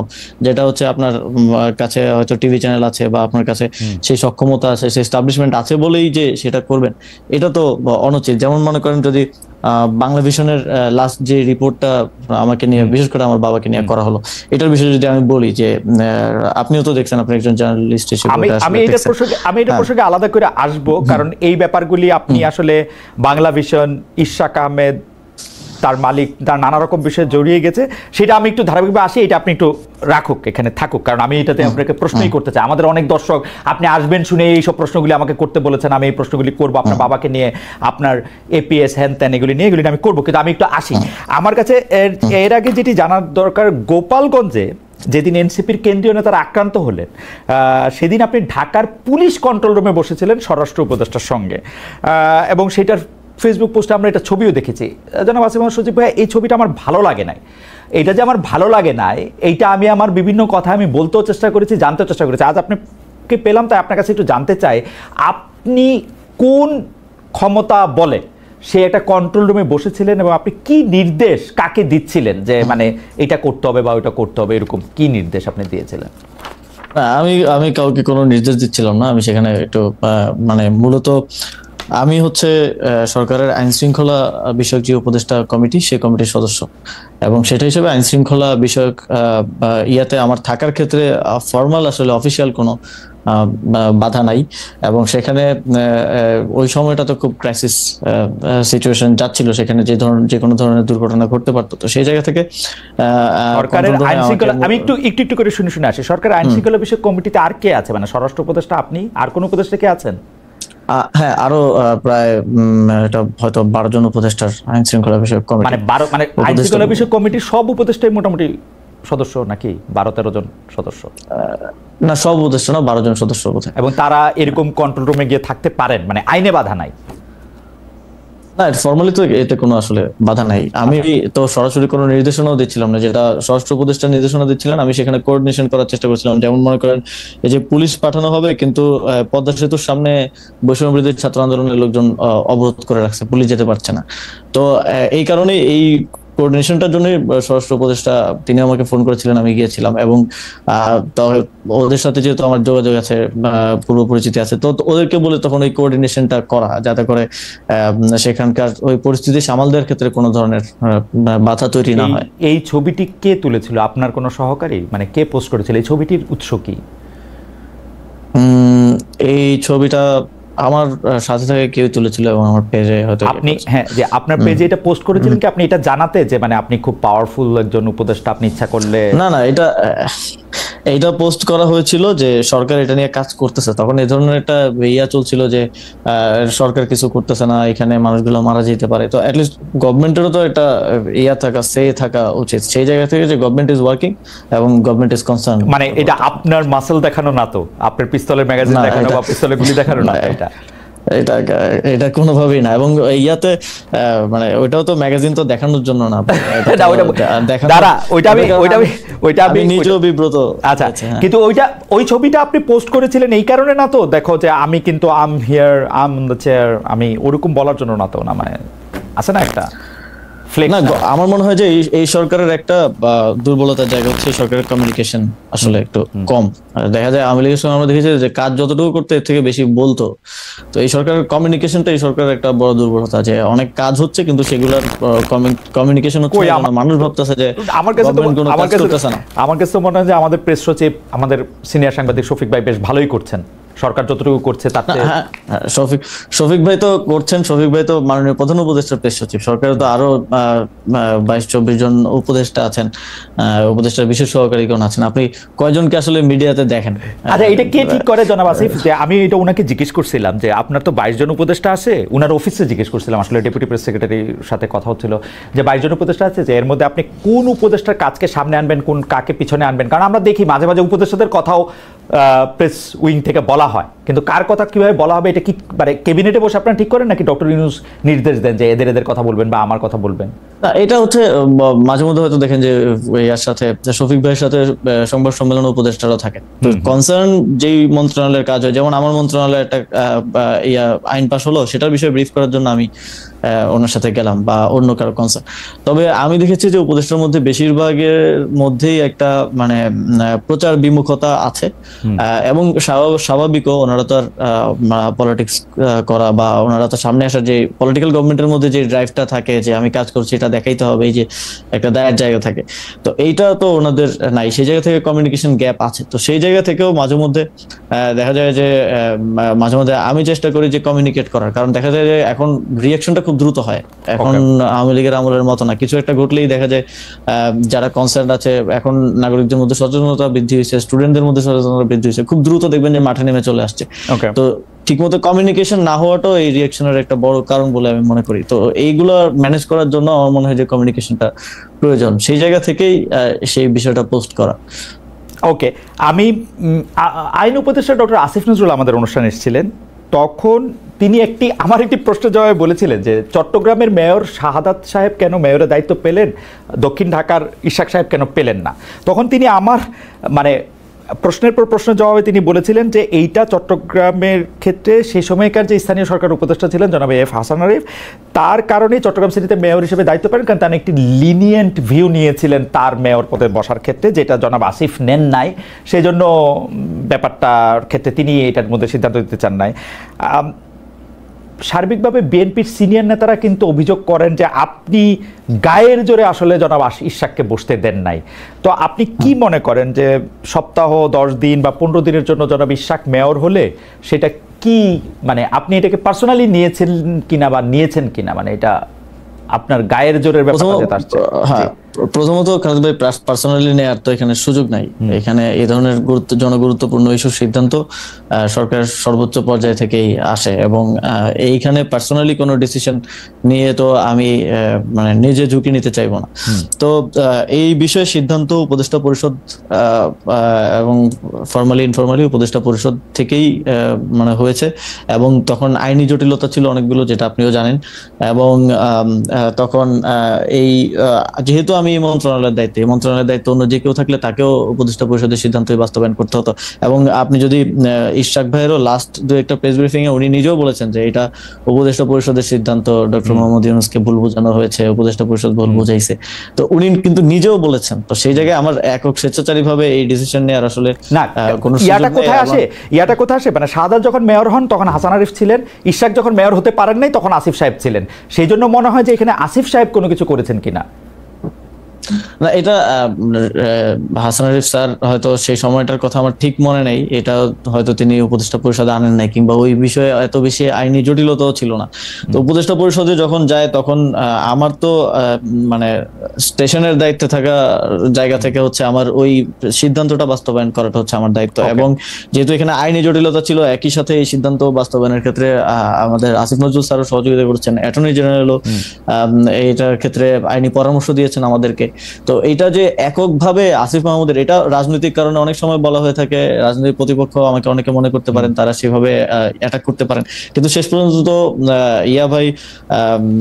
ইশাক ভাই নিজেও বলেছেন যে এটা উপদেষ্টা পরিষদে আসলে সিদ্ধান্ত। আমারও মনে হয় যে এটা উপদেষ্টা পরিষদেরই সিদ্ধান্ত, কিন্তু এখানে আবার একটা কথা আসে যে উত্তর ঢাকায় আপনি প্রশাসক নিয়োগ দিয়েছেন সম্পূর্ণ আপনার একক সিদ্ধান্তে। জনাব এজাজ সাহেবের আগে পিছে যাই এইটা নিয়ে কি আপনি একটু বলবেন? ইদানিং আবার শুনতেছি যে এজাজ সাহেব আপনার এবং সৈয়দা রেজানা হাসান যিনি আরেকজন উপদেষ্টা, তাদের দুইজনের একক পছন্দ, তাদের আপনি একটু ভাই এজাজ ভাইয়ের নিয়োগটাও কিন্তু উপদেষ্টা পরিষদের সিদ্ধান্ত। এটা কোনো মানে এটা তো ফর্মাল এজেন্ডা উত্থাপন হয় নাই, কিন্তু উপদেষ্টা পরিষদের বিবিধে এই বিষয়ে আলোচনা হয়েছে। এবং ওই দিন আমি কোনো একটা কারণে আমি হয়তো সফরে ছিলাম, আমি উপদেষ্টা পরিষদের ওই বৈঠকে ছিলাম না, ইভেন ওই উপদেষ্টা পরিষদের বৈঠকে আমি নিজে ছিলাম না। তো সেই উপদেষ্টা পরিষদের সিদ্ধান্ত হয়েছে, আমাকে সিদ্ধান্ত জানানো হয়েছে, আমি সেটা বাস্তবায়ন করেছি। তো এখন এইটা তো পারসেপশন, ওই যে বললাম যে রাজনৈতিক কারণে পারসেপশন তৈরি করা হয় যে একক সিদ্ধান্ত এত বড় জায়গায় আসলে নেওয়ার সুযোগ নেই। যদি একক সিদ্ধান্ত নেওয়ার সুযোগ থাকতো আমি লোকাল গভর্নমেন্ট ইলেকশন দিয়ে দিতাম, আরো অনেক কিছু। আপনার কাছে কি মনে হয় না ডক্টর মোহাম্মদ ইউনূস যদি তার কোনো একটা বক্তব্যে বা কোনো জায়গায় কোনো কিছুতে যদি এটা পরিষ্কার করতেন যে এটা উপদেষ্টা পরিষদের সিদ্ধান্ত, তাহলে আপনার উপর এতগুলি জিনিস আসতো না? এবং ডক্টর মোহাম্মদ ইউনূস ইচ্ছা করে বা ডক্টর মোহাম্মদ ইউনূসের অন্যান্য উপদেষ্টা পরিষদ ইচ্ছা করে এটা জনাব আসিফের উপরে আনতেছেন, এরকম আপনার মনে হয়? এখানে হয়তো সরকার থেকে আরো ভালো কমিউনিকেশন করার সুযোগ ছিল। এটা উনি নিজে না বলেও উনার প্রেস সচিবকে দিয়ে এটা বলাতে পারতেন। আমি কিন্তু এটা এখন পর্যন্ত, মানে আপনি ঠিকই বলেছেন, ইশাক সাহেব বলেছেন যে এটা উপদেষ্টা পরিষদের সিদ্ধান্ত, কিন্তু উপদেষ্টা পরিষদের কারো মুখে বা এর কাছে কিন্তু শুনে আমার মানে প্রফেসর আসিফ নজরুল আমার উপর্যুপরি প্রশ্নের জবাবে তিনি বলেছেন যে তখন হাসান আরিফ এটা খেয়াল করেন নাই, এবারে আসিফ সাহেব সেটা খেয়াল করেছেন। স্পষ্ট, আমি সত্যি মানে সামারি করলে এরকমই দাঁড়ায় কথাটা। তো আমার কাছে মনে হয়েছে যে আমি জনাব হাসান আরিফকে অনেকদিন ধরে চিনি, আমার কাছে মনে হয়েছে যে যেটি জনাব হাসান আরিফের কাছে মনে হইলো যে না আইনি বিষয়ে এটি চলতে পারে, সেটি জনাব আসিফের যখন মনে না হইলো, তার মানে উনি ব্যক্তিগতভাবে ব্যাপারটা নিলেন। এটা কি আপনার মনে হয় না এটা পরিষ্কার করা দরকার ছিল সরকারের? হ্যাঁ, সরকারের পক্ষ থেকে আরো বেটার কমিউনিকেশন হতে পারতো, যেটা হয় নাই আনফরচুনেটলি। তবে এখানে আসলে ব্যক্তিগতভাবে আমি যেটা বারবার বলছি যে ব্যক্তিগতভাবে সিদ্ধান্ত নেওয়ার কোনো সুযোগই নাই। এত বড় গুরুত্বপূর্ণ বিষয়, যেই বিষয় নিয়ে যমুনার সামনে মানে যমুনা পর্যন্ত ব্লকেড হয়ে গেল, অবরোধ হয়ে গেল, এরকম বিষয় নিয়ে আমি আসিফ মাহমুদ একা সিদ্ধান্ত নিয়ে নিব, এটা আসলে মানে এটা আমি মনে করি না যে কোনো সচেতন মানুষ এটা বিশ্বাস করবে। ইভেন যেহেতু মানে ইশরাক ভাইও বলছে এটা খুব ক্লিয়ার যে এটা উপদেষ্টা পরিষদের সিদ্ধান্ত ছিল, এবং এজাজ ভাইয়ের নিয়োগটাও উপদেষ্টা পরিষদের সিদ্ধান্ত ছিল, এবং ওই দিন উপদেষ্টা পরিষদের ওই বৈঠকে পর্যন্ত আমি উপস্থিত ছিলাম না। আমার কাছে যেহেতু আমি স্টেশনের দায়িত্বে আছি, সেই জায়গা থেকে আমার হচ্ছে সিদ্ধান্তগুলো বাস্তবায়ন করতে হয়। আমার এখানে একটা রাজনৈতিক অ্যাঙ্গেল দেওয়ার চেষ্টা করা হয়, রাজনৈতিক বিভিন্ন ব্যাপার এখানে আছে। অ্যাবসলিউটলি। এবং বাংলা ভাষায় এই প্রবাদটাকে আমরা বলি যে পরের ঘাড়ে বন্দুক রেখে পাখি শিকার করা। এখানে আমরা আমরা আমরা একটু আপনার কাছে আসি। সেইটা হচ্ছে যে সম্প্রতি মুরাদনগরে মানে ইনসিডেন্টালি আমি জনাব আসিফ মাহমুদ সজীব ভাই আপনার কাছ থেকে আরেকটু বেশি সময় আমি একটু চেয়ে নিচ্ছি, যে কারণ আমরা একটু আরো কিছু প্রশ্ন আপনার মধ্যে। সম্প্রতি মুরাদনগর এবং ইনসিডেন্টালি মুরাদনগর আমারও উপজেলা, মানে আমার পিতামহ সেই উপজেলা থেকে এসছেন, আমার বাবা দাদা যাদেরকে বলে আর কি। তো আমারও কিছু খবর পাওয়ার কিছু নিজস্ব সোর্স আছে, তো সেই জন্য আমি দায়িত্ব নিয়ে বলছি যে এইটা আসলে সরকারের সাপ্লাই করা কোনো সোর্স না। তো সেই জন্য আমি বলতেছি যে এই কথা তো ঠিক যে একই পরিবারের তিনজনের হত্যা, চাঁদাবাজি, সালিশ বাণিজ্য যেমন নানা অভিযোগ ইউপি চেয়ারম্যান শিমুল বিল্লালের বিরুদ্ধে আসে। মানে মানে সারা দেশে আওয়ামী লীগের রাজনীতিতে জড়িত চেয়ারম্যান কেউ পলাতক, কেউ জেলখানায়, অনেককে চেয়ারম্যান থেকে বহিষ্কার করা হয়েছে, কিন্তু শিমুল বিল্লাল কিভাবে টিকে গেলেন? এখন এই কথা এই কারণে আসছে যে সরি শিমুল সাহেবের যে এইটা আসছে এরকম, সেইটার জন্য আপনার বাবা তাকে শেল্টার দিচ্ছেন, এবং আপনার বাবা তাকে শেল্টার দিচ্ছেন যে ক্ষমতা খাটিয়ে, সেই ক্ষমতার নাম হচ্ছে আসিফ মাহমুদ সজীব ভূঁইয়া। আপনি কি একটু বলবেন যে এই একটা নৃশংস অপরাধ? আমি বাংলা ভিশনের যে কি দেখানো হয়েছে সেখান থেকে আলাদা করে আমি যতটুকু জিনিস সম্পর্কে শিওর হতে পেরেছি শুধু ততটুকু জিনিসই আপনাকে বললাম, যে তিনজন, তার হত্যা, চাঁদাবাজি, সালিশ বাণিজ্য, ইউপি চেয়ারম্যান, সে আওয়ামী লীগ আমলে ছিল, সবটা মিলে যদি আপনি এটা বলতেন যে আপনার বাবা তাকে সেটা দিচ্ছেন এবং আপনি আপনার পলিটিক্যাল গেইনকে সামনে রেখে আপনার বাবা বিএনপির এগেনস্টে আওয়ামী লীগের লোকজনকে দিয়ে একটা পলিটিক্যাল একটা জায়গা তৈরি করতে চাচ্ছেন কিনা? আচ্ছা, প্রথমত হচ্ছে এই যে আমরা এই সরকার দায়িত্বে আসার পরে, তখন হাসান আরিফ স্যার দায়িত্বে ছিলেন স্থানীয় সরকার বিভাগে, তখন পৌরসভা, জেলা পরিষদ, উপজেলা পরিষদ, সিটি কর্পোরেশন এই সবগুলো হচ্ছে ভেঙে দেওয়া হয়েছিল অধ্যাদেশ জারি করে এবং পরবর্তীতে পরিপত্র জারি করে। কিন্তু ইউনিয়ন পরিষদ ভাঙা হয় নাই। ইউনিয়ন পরিষদ ভাঙা হয় নাই এই বিবেচনায় যে এতগুলো ইউনিয়ন পরিষদে পরিচালনার মতো যথেষ্ট পর্যাপ্ত মানে প্রশাসক দেওয়ার মতো পর্যাপ্ত অফিসার আমাদের আসলে ফিল্ড পর্যায়ে নাই। সেই কারণে ইউনিয়ন পরিষদ ভাঙা হয় নাই। এবং ইউনিয়ন পরিষদের ক্ষেত্রে যারা পলাতক ছিল, যেহেতু ভাঙা হয় নাই, অধ্যাদেশ পরিবর্তন হয় নাই, সেহেতু যে কাউকে যে কোনো সময় বের করে দেওয়ার সুযোগ নাই। যারা পলাতক ছিল তাদের ক্ষেত্রে স্পষ্ট উল্লেখ আছে 60 দিন স্টেশনে উপস্থিত না থাকলে তাকে বরখাস্ত করা যাবে। সেই প্রক্রিয়ায় অনেককে বরখাস্ত করা হয়েছিল। কিন্তু শিমুল বিল্লালের ঘটনা আমি পরবর্তী খোঁজ নিয়ে যতটুকু জেনেছি, তিনি স্বতন্ত্র প্রার্থী হিসেবে ইলেকশন করেছেন এবং তিনি 5 আগস্টের পরে পলাতক ছিলেন না একদিনের জন্য, তিনি স্টেশনেই ছিলেন। তো নিয়ম অনুযায়ী আসলে তাকে করা হয় নাই। এবং এই যে একটা রিপোর্টে বলা হয়েছে যে সব ইউনিয়ন পরিষদ চেয়ারম্যানদেরকে অপসারণ করা হয়েছে, এটা সম্পূর্ণ মিথ্যা। এই সংক্রান্ত ইউনিয়ন পরিষদ অধ্যাদেশ তখন করা হয় নাই, তখন অ্যামেন্ডমেন্টও করা হয় নাই এবং পরিপত্র জারি করা হয় নাই। ইউনিয়ন পরিষদগুলো আগের মতোই বহাল ছিল। শুধুমাত্র যারা পলাতক ছিল, স্টেশনে ছিল না, যাদের বিরুদ্ধে অনাস্থা এসেছে, আইন অনুযায়ী তাদেরকে অপসারণ করা হয়েছে। আপনি কি বলতে চাচ্ছেন যে জনাব শিমুল বিল্লাল আওয়ামী লীগের রাজনীতির সাথে জড়িত ছিলেন না? আওয়ামী লীগের রাজনীতির সাথে জড়িত ছিল কিনা আমি জানি না, তবে স্বতন্ত্র প্রার্থী ছিল এতটুকু আমি জানি। আচ্ছা, তিনি স্বতন্ত্র প্রার্থী হিসেবে নির্বাচনে জয়ী হয়েছেন যতদূর আমি জানি। এবং শেল্টারের বিষয় যেটা বলা হয় যে ওই যে একটা ছবি দিয়ে হচ্ছে বলা হয় যে শেল্টার দেওয়া হচ্ছে, ওই ছবিটা কিন্তু ওই ঘটনারও আরো অনেকদিন আগের। এবং ছবিটা দেওয়ার সময় খুব ক্লেভারলি ওই যে নিচে যে ডেট লেখা থাকে, অনেক ফোন দিয়ে ছবি তুলে ডেট লেখা থাকে, ওই ডেট এন্ড টাইমটা আসলে কেটে দেওয়া হয়েছে। আমার কাছে ডেট এন্ড টাইম সহ ছবিটা আছে।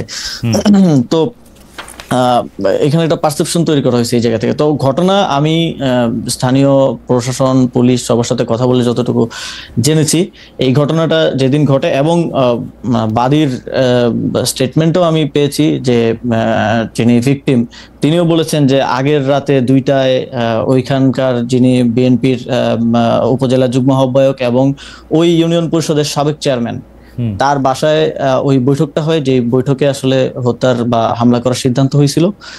শাহ আলম তিনি কিছুদিন আগে অ্যারেস্ট হয়েছেন। ওই বৈঠকে এখন যাকে আওয়ামী লীগের চেয়ারম্যান বলা হচ্ছে শিমুল বিল্লাল, তিনিও উপস্থিত ছিলেন। ওই বৈঠকে ওই ওয়ার্ডের মেম্বার উপস্থিত ছিল, ওই এলাকাবাসীর যারা মাথা আছে সবাই উপস্থিত ছিল। রাত 2টা বাজে বৈঠক হয়। এইটা কিন্তু হচ্ছে বাদীর স্টেটমেন্ট, আমার কাছে স্টেটমেন্ট অডিও রেকর্ড আছে। এটা বাদী নিজে বলছেন যে ওই বাসায় বৈঠক করে হত্যার সিদ্ধান্ত হয়। এবং প্রথম 15 দিনের বক্তব্য যদি দেখেন ভিকটিম ফ্যামিলির, কোথাও আমার নাম কিংবা আমার বাবার নাম নাই। এবং যেই ব্যক্তি এই ঘটনায় তার স্ত্রী হারিয়েছে, 2 সন্তান হারিয়েছে, তার স্টেটমেন্ট আছে, ছোটখাটো মিডিয়াতে এসেছে, যে তিনি বলছেন যে তাদেরকে এই ঘটনা ঘটার পরে বিএনপির নেতাকর্মীরা তাদের বাসায় যান, তাদেরকে নানাভাবে চাপ প্রয়োগ করেন, কুপরামর্শ দেন, উপদেষ্টার বাবা এবং উপদেষ্টার নাম মামলায় অন্তর্ভুক্ত করতে বলেন, কিন্তু তারা সেটাতে আপত্তি দেন এবং সেটা তারা করেননি। কিন্তু পরিবারের আরেকাংশকে এবং তার মেয়ের ব্যাপারে যখন আমরা বিভিন্নভাবে তার সাথে কথা বলার চেষ্টা করি, তিনি বলেন যে তার মেয়েকে তিনি আর সেই সময়ের পর থেকে পাচ্ছেন না, তার মেয়ে অন্য জায়গায় আছে। এবং এই যে বিভিন্ন ধরনের স্টেটমেন্ট, বক্তব্য, যেটা প্রথম 15 দিনে আসে নাই। আপনি তো যে কোনো ক্রাইমের ইয়ার ক্ষেত্রে যদি আপনি ভিকটিমের বক্তব্য নেন, তাহলে তো আপনার ফার্স্ট বক্তব্যটা বিশ্বাসযোগ্য হওয়া উচিত, যেটা পরবর্তীতে তাদেরকে। এবং এটা কি এরকম হতে পারে জনাব ভূঁইয়া, এটা কি এরকম হতে পারে যে প্রথম দিকে আপনার ভয়ে তারা সত্যি কথা বলতে পারেন নাই? আমার ভয় তো প্রথম দিকে যদি আমার ভয়ে না বলতে পারে, পরে কিভাবে তাহলে বলতেছে? অনেক কষ্টে সাহস এটা। এবং এবং না, এখানে যদি যার স্ত্রী মারা গেছে, যার 2 সন্তান মারা গেছে এবং উনি সেখানে থাকলে উনিও হয়তো মারা যেতে পারতেন, তিনি বলছেন যে তাদেরকে চাপ প্রয়োগ করা হয়েছে। এই ভিডিওটা আছে, আমি প্লে করে আপনাকে শোনাতে পারি। যে তাদেরকে চাপ প্রয়োগ করা হয়েছে, তাদেরকে কুপরামর্শ দেওয়া হয়েছে যেন তারা আমাদের নাম অন্তর্ভুক্ত করেন, কিন্তু তারা সেটা প্রাথমিকভাবে রিফিউজ করেছেন। ওকে, তার নিজের স্টেটমেন্ট আছে। ওকে, আমার মনে হয় যে আমরা আরেকটু অন্য জায়গায় যাই। যে সম্প্রতি আপনার বাবা বিল্লাল হোসেনের বিষয়ে আরেকটা অভিযোগ এসেছিল, যেটা আপনি আসলে স্বীকার করেছেন, যে একটা ঠিকাদারি লাইসেন্স হওয়ার পর আপনি এটা বিব্রত হয়েছিলেন। আপনি বলেছিলেন যে সেটি আসলে একটি ভুল এবং এটি প্রত্যাহার করা হয়েছিল এবং তার এটিকে নিষেধ করা হয়েছে। কিন্তু আমরা দেখেছি যে একটা স্কুলের সহকারী প্রধান শিক্ষক এক উপর অত্যাচার, যেটি আসলে মানে তাকে বিবস্ত্র করে অমানবিক নির্যাতন চালানোর কথা, তিনি এই অভিযোগ করেছিলেন যে বিল্লাল হোসেনকে 2014 সালে বহিষ্কার করা হলে তখন আমি ভারপ্রাপ্ত প্রধান শিক্ষক হয়েছিলাম, সেটাই বিল্লাল হোসেন অর্থাৎ আপনার পিতা, সেটাই তার আসলে এই মানে প্রতিশোধ নেয়ার কারণ। এইটা সম্পর্কে আপনি একটু কিছু বলবেন যে এইটার বিষয়টা কি? হ্যাঁ ভাই, প্রথমত ওই রিপোর্টে তো খুব সুন্দর করে দেখানো হয়েছে, কান্নাকাটি সহ ইমোশন দিয়ে ইয়া করা হয়েছে। তো আমার কাছে এখানে পেপারেই আছে যে এই যে বহিষ্কারের কথা যেটা বলা হচ্ছে, এটা হচ্ছে বাবার স্বাক্ষর নকল করে, এবং হাইকোর্টের ভার্ডিক্ট আছে যে এই স্বাক্ষরটা নকলকৃত, এটা টেকনিক্যাল অ্যাসেসমেন্ট করে ভার্ডিক্ট দেওয়া হয়েছে। স্বাক্ষর নকল করে একটা পদত্যাগ পত্র, মানে অব্যাহতি পত্র, যে উন্নত চাকরি হয়েছে বিধায় আব্বু হচ্ছে যে প্রধান শিক্ষকের পদে অব্যাহতি এবং ছাড়পত্র প্রসঙ্গে, এই যে আমার কাছে এটা আছে, যে স্বাক্ষর নকল করে ওনাকে আসলে বহিষ্কার করা হয়েছে, যদিও সেখানে বলা হয়েছে যে অর্থ আত্মসাতের কারণে বহিষ্কার করা হয়েছে। আমার কাছে হাইকোর্টের এখানে ভার্ডিক্টও আছে এবং শিক্ষা বোর্ডের ভার্ডিক্ট আছে। এটা ওই সময় তো আর আমি উপদেষ্টা ছিলাম না, যে ওই সময়ের ভার্ডিক্ট আছে যে এটা স্বাক্ষর নকল করে তাকে তার পদ থেকে সরানো হয়েছে। এবং এটা তখনকার সহকারী প্রধান শিক্ষক হওয়ার জন্য এবং তখনকার ম্যানেজিং কমিটির সভাপতি তার কিছু কথা না শোনার জন্য এই ষড়যন্ত্রটা তখন করা হয়েছে। এবং আমার কাছে এই তখন, এবং এই যে শিখারানী যার কথা বলা হচ্ছে, তিনিও 4 বার বহিষ্কৃত হয়েছেন, 4 বার, একবার না 4 বার, এবং 4 বারের মধ্যে 3 বারই ওই সময়কার যিনি ম্যানেজিং কমিটির ডিরেক্টর মানে সভাপতি মোহাম্মদ আলীর দ্বারা 3 বার তিনি ইয়া হয়েছেন। পরবর্তীতে তাদের মধ্যে বোঝাপড়া হয়েছে এবং তারা বাবার বিরুদ্ধে এটা করেছে, যদিও হাইকোর্টের রায় একবার না, যখন শিক্ষা বোর্ড আব্বুকে পুনর্বহাল করলো ওরা সেটা মানলো না। আপনার কাছে কি মনে হয় যে এই যে একটা ষড়যন্ত্র বা আপনি যেটাকে বলছিলেন যে এইভাবে সাজানো গোছানো জিনিস, এইটার কারণ কি? জনাব বিল্লাল সাহেব কি রাজনীতিতে ওখানে সক্রিয়, নাকি তিনি রাজনীতি করবেন, নাকি আপনি উপদেষ্টা হওয়ার পরে আপনার এই জায়গার শত্রু বেড়েছে বলে আপনি মনে না, করেন? এটা আমি মুরাদনগরের বিষয়ে যদি বলি, মুরাদনগরের ইয়াটা ছিল নির্বাচন করা কিংবা রাজনীতি করার জায়গা থেকে না। কারণ মানে আমি যদি রাজনীতি করিও, আমার মানে রাজনীতি সেন্টারটা মুরাদনগর হওয়াটা আমার জন্যই আরো নেগেটিভ। কারণ যোগাযোগ থেকে শুরু করে সময়, কারণ আমি পলিটিক্স করলে আমি ন্যাশনাল জায়গা থেকে, ন্যাশনাল অ্যাপ্রোচ থেকে করবো, আমি তার স্থানীয় পর্যায়ের নেতা হিসেবে রাজনীতিটা করবো না। তো সেই জায়গা থেকে আমার জন্য তো ঢাকা সুইটেবল পজিশন। তো আমি মুরাদনগরে মূলত আমার ইয়া ছিল যে, আপনি জানেন যে বিগত আওয়ামী লীগের সময়ে কুমিল্লার যেই অঞ্চলগুলো বিশেষ করে বিরোধী পক্ষের বিএনপি বা জামাত অধ্যুষিত, সেই অঞ্চলগুলোতে উন্নয়ন কার্যক্রম হয় নাই বললেই চলে। এবং আমার এখানে আমি এসে দেখলাম যে অনেকগুলো কাজ স্যাংশন হয়ে আছে, বরাদ্দ আছে, কিন্তু সেগুলোর কাজগুলো আসলে শুরু করা হয় নাই ওই আঞ্চলিক বৈষম্যের কারণে। আমি সেই কাজগুলা আসলে করতে চাইছি এলাকায়, এবং ওই সংক্রান্ত যেই কার্যক্রম সেটার সাথেই ঠিকাদারি নিয়ে মানে মূল ব্যাপারটা কি ঠিকাদারি সংক্রান্ত টাকা পয়সা? ঠিকাদারি সংক্রান্ত কিছুই না এখানে। আসলে যেই লাইসেন্সটা বাবা করেছিলেন সেটা ছিল জেলা পর্যায়ের একটা লাইসেন্স। এটা মানে অত বড় লাইসেন্সও না, যেটা আসলে এক্সিএন কর্তৃক মানে জেলা ইঞ্জিনিয়ার যিনি থাকে স্থানীয় সরকার, তিনি এটা দিয়েছেন। এবং সেটা আমি অবগত ছিলাম না। রিপোর্ট করার আগে আমাকে সাইর ভাই নক দিয়েছিলেন যে এরকম একটা বিষয় আমি পাইছি, এইটা তুমি জানো কিনা। পরে আমি খোঁজ নিয়ে জানলাম যে এটা সত্য, এবং আমি ওনাকে বলার পর উনি রিপোর্ট করলেন, এবং পরের দিন যথারীতি আমি সেটা, যেহেতু আমি এখানে দায়িত্বে থাকা অবস্থায় এটা স্বার্থের সংঘাত হয়, সেই জায়গা থেকে এটা ইয়া করা। কিন্তু এটা যদি আমার বাবা না হয় অন্য যে কেউ করার, তো এটা তার মানে স্বাধীনতা আছে, যে কোনো ব্যক্তি হিসেবে তো ব্যবসা করার স্বাধীনতা আছে। কিন্তু আমি এখানে দায়িত্বে থাকা অবস্থায় এটা অবশ্যই স্বার্থের সংঘাত। যদিও আমাদের দেশে কোনো এমপি মন্ত্রী স্বার্থের সংঘাতকে কোনো অপরাধ বা ইয়া হিসেবে বিবেচনা করে কিনা আমি জানি না। কারণ আমি যদি, আপনি যদি এখনো দেখেন আপনাদের প্রধান উপদেষ্টা করেন না, তিনি গ্রামীণের নামে অনেকগুলি জিনিস নিয়েছেন যেটা উনি পরে নিলেও পারতেন, নিজের ইয়াও বাদ দিছেন অনেকগুলা, নিশ্চয়ই আপনার আলোচনা করেন, সেটা ভিন্ন প্রসঙ্গ। তবে আমি সেটাকে কোনোভাবেই ইয়া করে নেই, প্রশ্রয় দিই নেই, এবং সেটা আমরা কিন্তু বাতিল করেছি সাথে সাথে। এবং আমি বাবাকে বুঝিয়েছি, এবং তার ওই ঘটনার পর থেকেই মোস্টলি গত 5 মাস বাবা আমার বাসায় আছে না, উনি স্কুল থেকে ছুটি নিয়েছেন 6 মাসের, যে স্কুলে উনি প্রধান শিক্ষক, সেখান থেকে ছুটি নিয়ে বাসায় আছেন। আমি বুঝিয়েছি উনি বাসায় থাকছেন, যেহেতু বাইরে গেলে নানা ধরনের বিতর্কে জড়ানোর একটা চেষ্টা আছে। এবং খালেদ ভাই, আমার কাছে যে রিপোর্টটা হয়েছিল, সেই রিপোর্টের সব পেপার একদম এভিডেন্স সহ আমি একদম নিয়ে বসছি। ওকে, সময় হবে না ইয়া করা। না, অবশ্যই সময় হবে। আমি এটা নিয়ে কথাও বলতে চাই, কিন্তু দুটো বিষয় আপনার একটু প্রশ্ন আছে। আমি প্রথম কথা হচ্ছে যে, আপনি এটা একদম পরিষ্কার করেছেন যে মুরাদনগর বা স্থানীয় রাজনীতির ক্ষেত্রে আপনি নিজেকে রাখতে চান না, স্থানীয় এলাকায় এমপি হওয়াটা সেটা আপনার জন্য নানা কারণে এটা এখন কঠিন। তো এইটি তো মোটামুটি পরিষ্কার, আপনি রাজনীতিতে এলেও আসলে মুরাদনগর থেকে আসলে নির্বাচন করার ব্যাপারে আপনার কোনো ইচ্ছা নাই। সেটি আসলে মূলত ওই এলাকায় যে কাজ বা উন্নয়ন কর্মকাণ্ডের মধ্যে থেকে আসলে ভাগবাটোয়ারা নিয়ে এটা হইতেছে, এটা একটা পরিষ্কার বিষয়। দ্বিতীয় জিনিসটা, আপনি যেভাবে বলতেছেন এবং যে এভিডেন্সগুলো এখন আপনার হাতে আছে, সেই ক্ষেত্রে আপনি এটা আদালতে ট্রাই করবেন কিনা, যেসব অভিযোগগুলি করা হয়েছে আপনার বিরুদ্ধে, বা যারা আপনার বিরুদ্ধে অভিযোগ করেছেন, যারা আপনার বাবার বিরুদ্ধে অভিযোগ করেছেন, ব্যাপারটা আপনি আদালতে তুলবেন কিনা? হ্যাঁ, প্রথমত কেউ লিগ্যাল কোনো অভিযোগ তো করেন নাই, এখানে ডিফেমেশন করা হয়েছে এবং এক ধরনের পারসেপশন তৈরি করা হয়েছে, সোশ্যাল জাস্টিস হয়েছে আর কি, এক ধরনের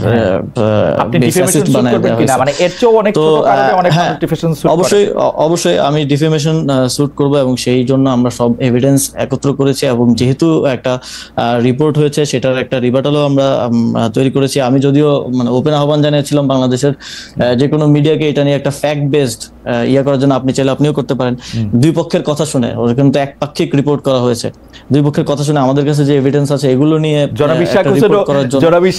একরকম মানে এটাকে কি বলে, একরকম চ্যালেঞ্জই আমি বলবো। তিনিও তরুণ, প্রায় আপনার থেকে একটু বড় অবশ্য, কিন্তু তিনিও তরুণ, তিনিও একরকম চ্যালেঞ্জ জানিয়েছেন। তো আমরা মনে করি যে এইসব বিষয়গুলি নিয়ে যদি কোনো ডিসপিউট হয়, সেটা আদালতে এটার মীমাংসা করা উচিত, এবং সেই ক্ষেত্রে নিশ্চয়ই আপনি উপদেষ্টা, সেই জন্য আপনি কোনো বাড়তি প্রভাব আপনার থাকবে সেটা আমরা মনে করি না। আমরা মনে করি আদালতেই এটির সমাধান হওয়া উচিত, যদি এরকম। অবশ্যই আমি উপদেষ্টা হয়ে যাই হয়ে আমার তো মানে বিচার চাওয়ার অধিকার আছে, তো সেই জায়গা থেকে এটা আমরা আইনি ব্যবস্থা নিব, এবং সেই জন্য প্রয়োজনীয় সকল ডকুমেন্টস সহ সবকিছু আমরা প্রস্তুত করছি।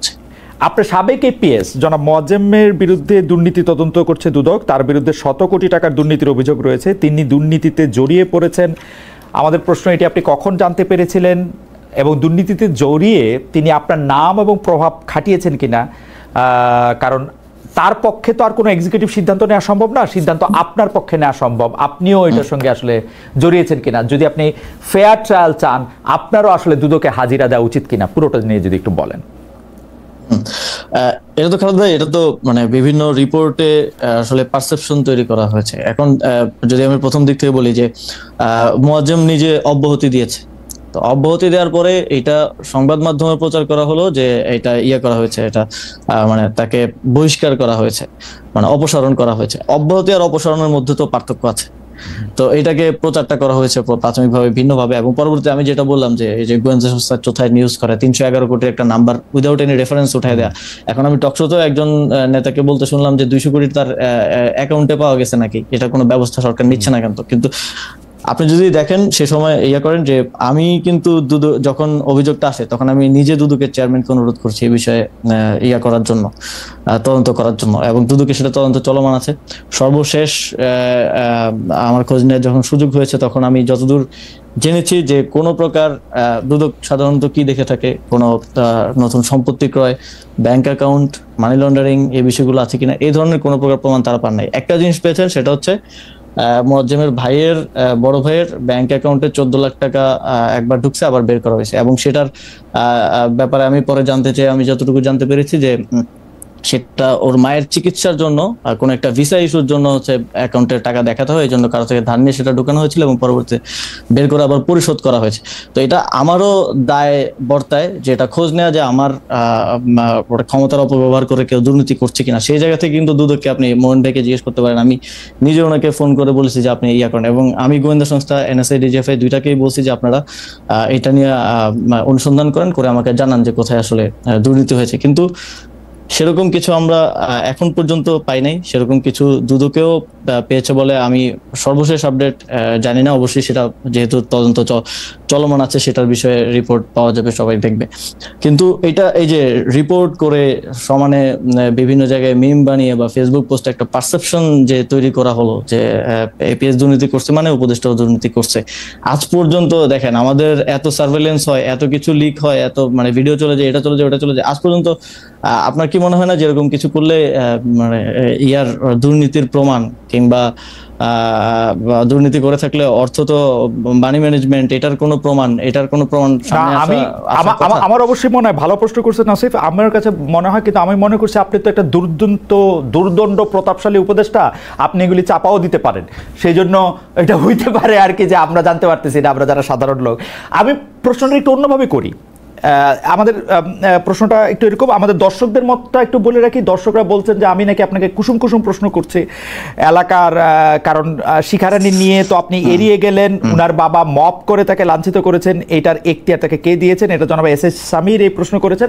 আপনি এটার জবাব একটু এইটার পরে দিয়েন। আপনি শুধু এইটা বলেন যে ডক্টর মোহাম্মদ ইউনূস বলেছিলেন যে তার উপদেষ্টারা এবং তার সরকারে যারা থাকবেন তারা সম্পদের হিসাব দিবেন। আপনি কি আপনার সম্পদের হিসাব দিতে রেডি আছেন? মানে আপনি কি আপনার সম্পদের হিসাব দিবেন? মানে এই উপদেষ্টা হওয়ার পরে কি আপনার সম্পদ অনেক বেড়েছে? মানে দুইটাই যদি সম্পদের হিসাবের ক্ষেত্রে সম্পদের হিসাব প্রথম মাসে আমাদের থেকে চাওয়া হয়েছিল, কিন্তু আমার কোনো আমি যেহেতু আয়কর এর আগে আমি আয় করতাম না, তো আয়কর রিটার্ন তো আপনি জানেন যে 3 নাম্বার খোলার পরে 1 বছর পরে আয়কর রিটার্ন জমা দিতে হয়। তো আয়কর রিটার্ন জমা দেওয়ার সময়টা হয় না, সে কারণে আমি সম্পদের হিসাব দিতে পারি না। আমি ক্যাবিনেটকে অবগত করেছি যে আমি এর আগে কোনো আয় করতাম না, যে কারণে আমার 3 নাম্বারটা নতুন খোলা হয়েছে। তো সম্পদের হিসাবটা আমি যখন যেহেতু 1 বছর অলমোস্ট হয়ে গেছে এবং এখন আমার অবশ্যই সরকারি বেতন ভাতা আছে, আয় আছে, তো এইটা আমি যথারীতি দিব এবং আয়কর রিটার্ন জমা দেওয়ার পরে এটা আমি সরকারের কাছেও দিব এবং পাবলিক ডোমেইনেও আমার সম্পদের আয় ব্যয়ের হিসাবটা আমি দেব। ওকে। আর মপ করে শিখারানির ব্যাপারটা কি আপনি এটার কোনো জবাব দিতে চান? জনাব SS সামির একটা কথা। হ্যাঁ, অবশ্যই এখানে মানে মপ করে যেটা বলা হচ্ছে একটা ভিডিওতে দেখানো হচ্ছে, কিন্তু সেখানে মানে ফ্রেমিংটা খুব ইন্টারেস্টিংলি করা হয়েছে। শিখারানি যখন তিনি প্রধান মানে ভারপ্রাপ্ত প্রধান শিক্ষক ছিলেন, যখন বাবাকে এই যে স্বাক্ষর জালিয়াতি করে অব্যাহতি দেওয়া হলো 3 কি 4 বছর 5 বছর বোধ হয়। তো সেই সময়টাতে তিনি শিক্ষার্থীদেরকে মানে কেউ হিজাব পরে আসলে তাকে মারধর করা। আমাদের ওই স্কুলে আমি 2 বছর পড়াশোনা করেছি, ক্লাস 6-7। তো স্কুলের পাশে হচ্ছে একটা মসজিদ আছে, ওই মসজিদ এবং স্কুলের সংযোগের জন্য একটা পকেট গেট আছে, ওই পকেট গেটটা উনি বন্ধ করে দিয়েছিলেন যাতে স্টুডেন্টরা নামাজ না পড়তে পারে, স্টুডেন্টদেরকে মারধর করা। আপনার মনে আছে খালেদ ভাই, 5 আগস্টের পরে ইভেন হলিক্রস কলেজের মতো ইয়াতেও যেসব টিচারদেরকে স্টুডেন্টরা পছন্দ করতো না, তাদের বিরুদ্ধে এক ধরনের মব তৈরি করা হয়েছিল।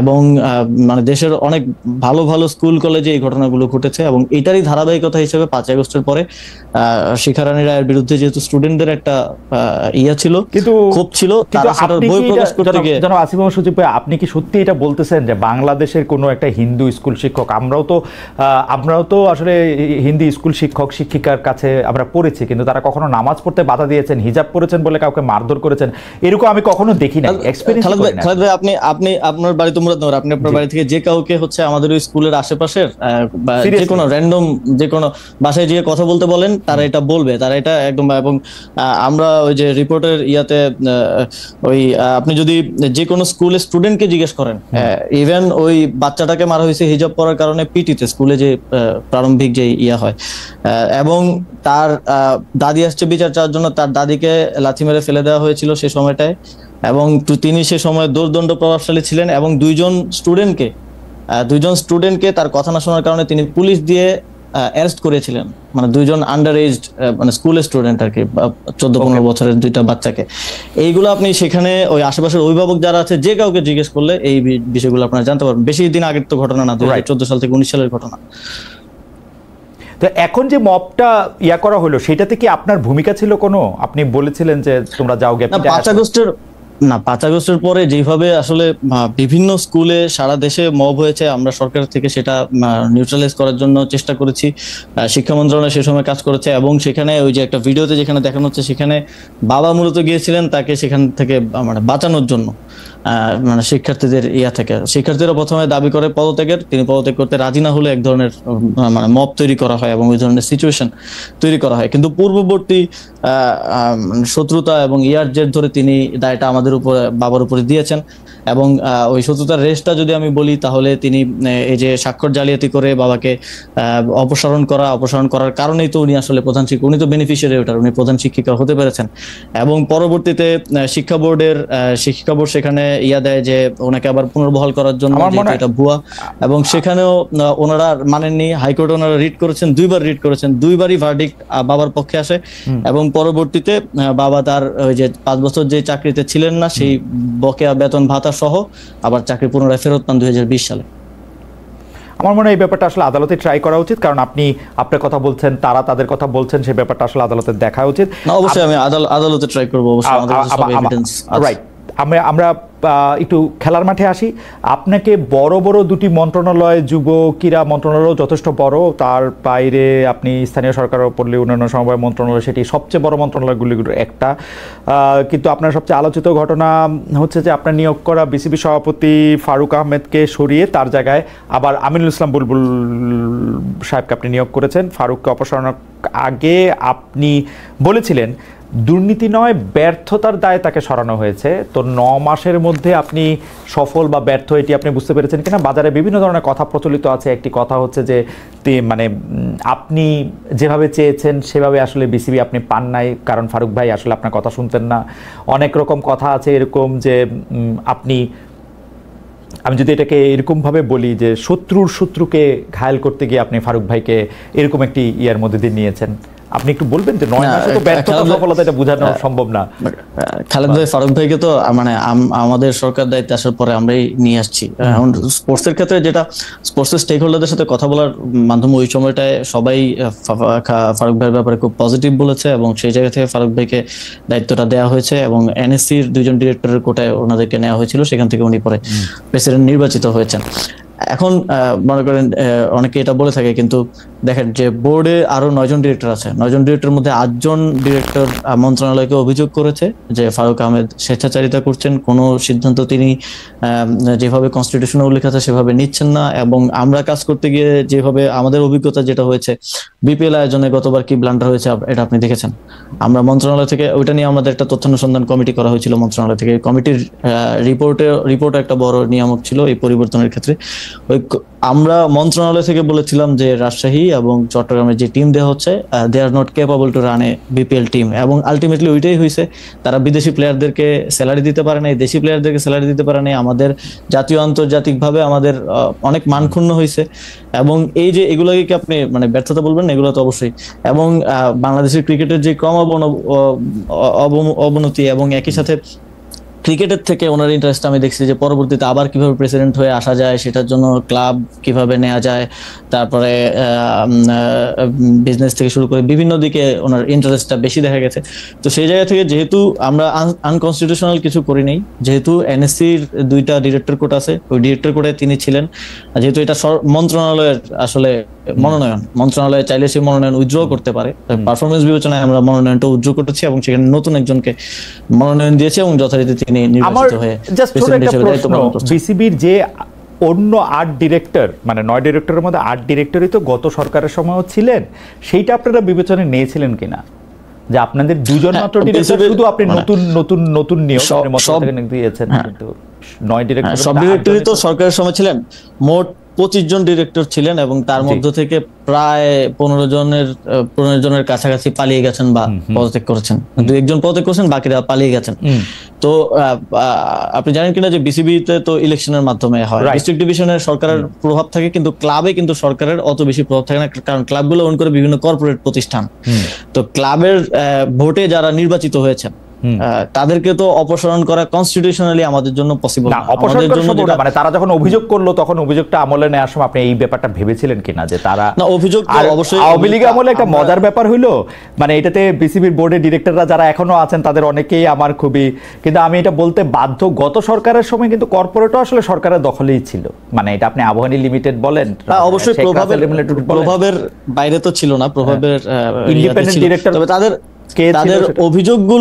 অভিযোগগুলো আমরা আমলে নিয়েছি এবং অভিযোগগুলো আমরা খতিয়ে দেখেছি এবং সেখানে আমরা যথেষ্ট সত্যতা পেয়েছি। এবং আমাদের যেই ফ্যাক্ট ফাইন্ডিং কমিটি ছিল বিপিএল সংক্রান্ত এবং আদার্স, সেটাও আমরা দেখেছি। এবং আপনি দেখেছেন যে বিসিবিতে দুদক গেছে প্রথমবারের মতো এবং এই ধরনের পরিবেশ তৈরি হয়েছে। এবং কিন্তু সেটা তো পরে বোঝা গেছে যে, কারণ সেটাও এরকম রিপোর্ট আমরা দেখছি, জনাব ফারুক আহমেদ এত কোটি টাকা সরালেন, পরে দেখা গেল যে এক ব্যাংক থেকে আরেক ব্যাংকে নিয়ে আসছেন, পরে দেখা গেল যে ওইটা যে সরাইছে সেইটাও ডিরেক্টরের ওই 2 ডিরেক্টরের সইয়ে, তার সইয়ে না। সেটা তো আমিও বলছি, যখন ওই বিষয়টা আসলো তখন আমি নিজে বলছি এবং সেটার জন্য আমাকেও লোকজন গালি দিচ্ছে যে আমি বোধহয় ভাগ পাইছি, অথচ টাকাটা এক ব্যাংক থেকে আরেক ব্যাংকে সরানো হয়েছিল। সেটা এখন আমাদের দেশে তো এই ফ্রেমিংটা হয়, এটা বাস্তব। তবে সেটা আমার ফারুক ভাইয়ের সাথে এখনো ভালো সম্পর্ক, আমার ওনার সাথে কোনো ব্যক্তিগত বিরোধ বা ইয়া নেই। ওনার সাথে আমার ইয়াটা এক জায়গাতেই হয়েছে যে ক্রিকেটটাকে এই সময় ফেল করতে দেওয়া যাবে না, কারণ এটা আমার, যেহেতু আমি দায়িত্বশীল, সেই জায়গা থেকে আমার একটা বড় ব্যর্থতা হিসেবে রয়ে যাবে। আপনি দেখেন ফুটবল বাংলাদেশে নতুন করে রিব্র্যান্ডিং হয়েছে, ফুটবলে বাংলাদেশ ভালো করছে, কিন্তু ক্রিকেটে বাংলাদেশ অবনতি দিয়ে যাচ্ছে, যেটা আমাদের আসলে সবচেয়ে বড় স্পোর্টস হিসেবে গণ্য করা হয়। তো সেই জায়গা থেকেই আরেকজনকে দায়িত্বে নিয়ে আসা এবং তুলনামূলক বেটার যাকে মনে হয়েছে এবং তিনি কাজ করছেন।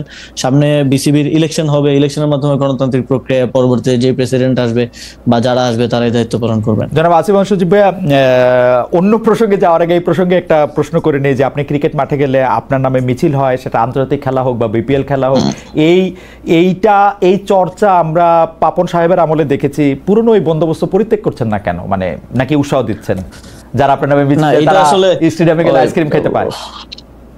না, এটা আসলে কারা দিয়েছে আমি করতে পারি না, কিন্তু পরবর্তীতে আমি যোগাযোগ করে তাদেরকে নিষেধ করেছিলাম এই ধরনের কাজ যাতে আর না করে। এবং আপনি যদি দেখেন সংবাদ সম্মেলনের সময় আমি নিজেও তাদেরকে থামানোর চেষ্টা করেছি।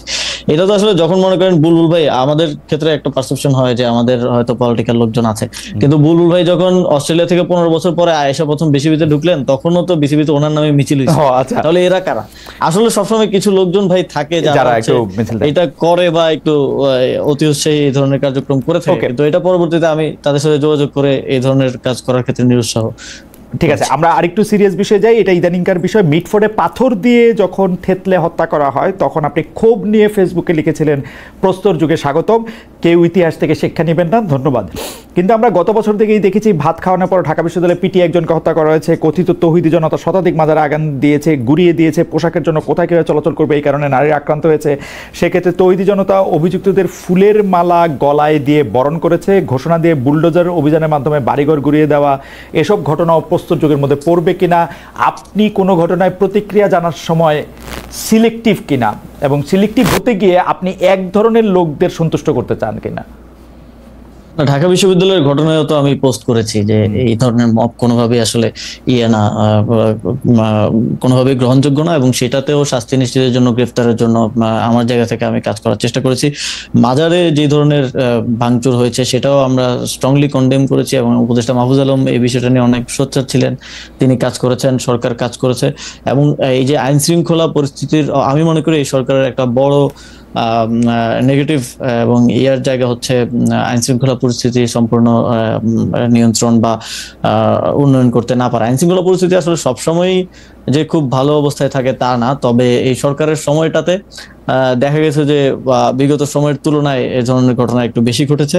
এবং এটার ক্ষেত্রে কিছু বাস্তবতাও তো আসলে দেখতে হবে যে আমরা যখন দায়িত্ব গ্রহণ করি প্রায় 1 মাস আমাদেরকে পুলিশ অফিসার খুঁজে খুঁজে আনতে হয়েছে যে কোথায় আছে, পালায় গেছে বা ভয়ে আসতেছে না এরকম।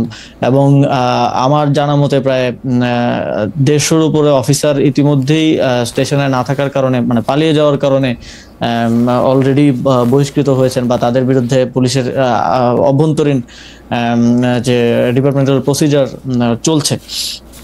তো এই যে চ্যালেঞ্জগুলো, এবং এইখানে বিগত সময়ে 15 বছরে রাজনৈতিক নিয়োগ হয়েছে, এবং তাদের এক ধরনের রাজনৈতিক লয়ালিটিও আছে অনেকের।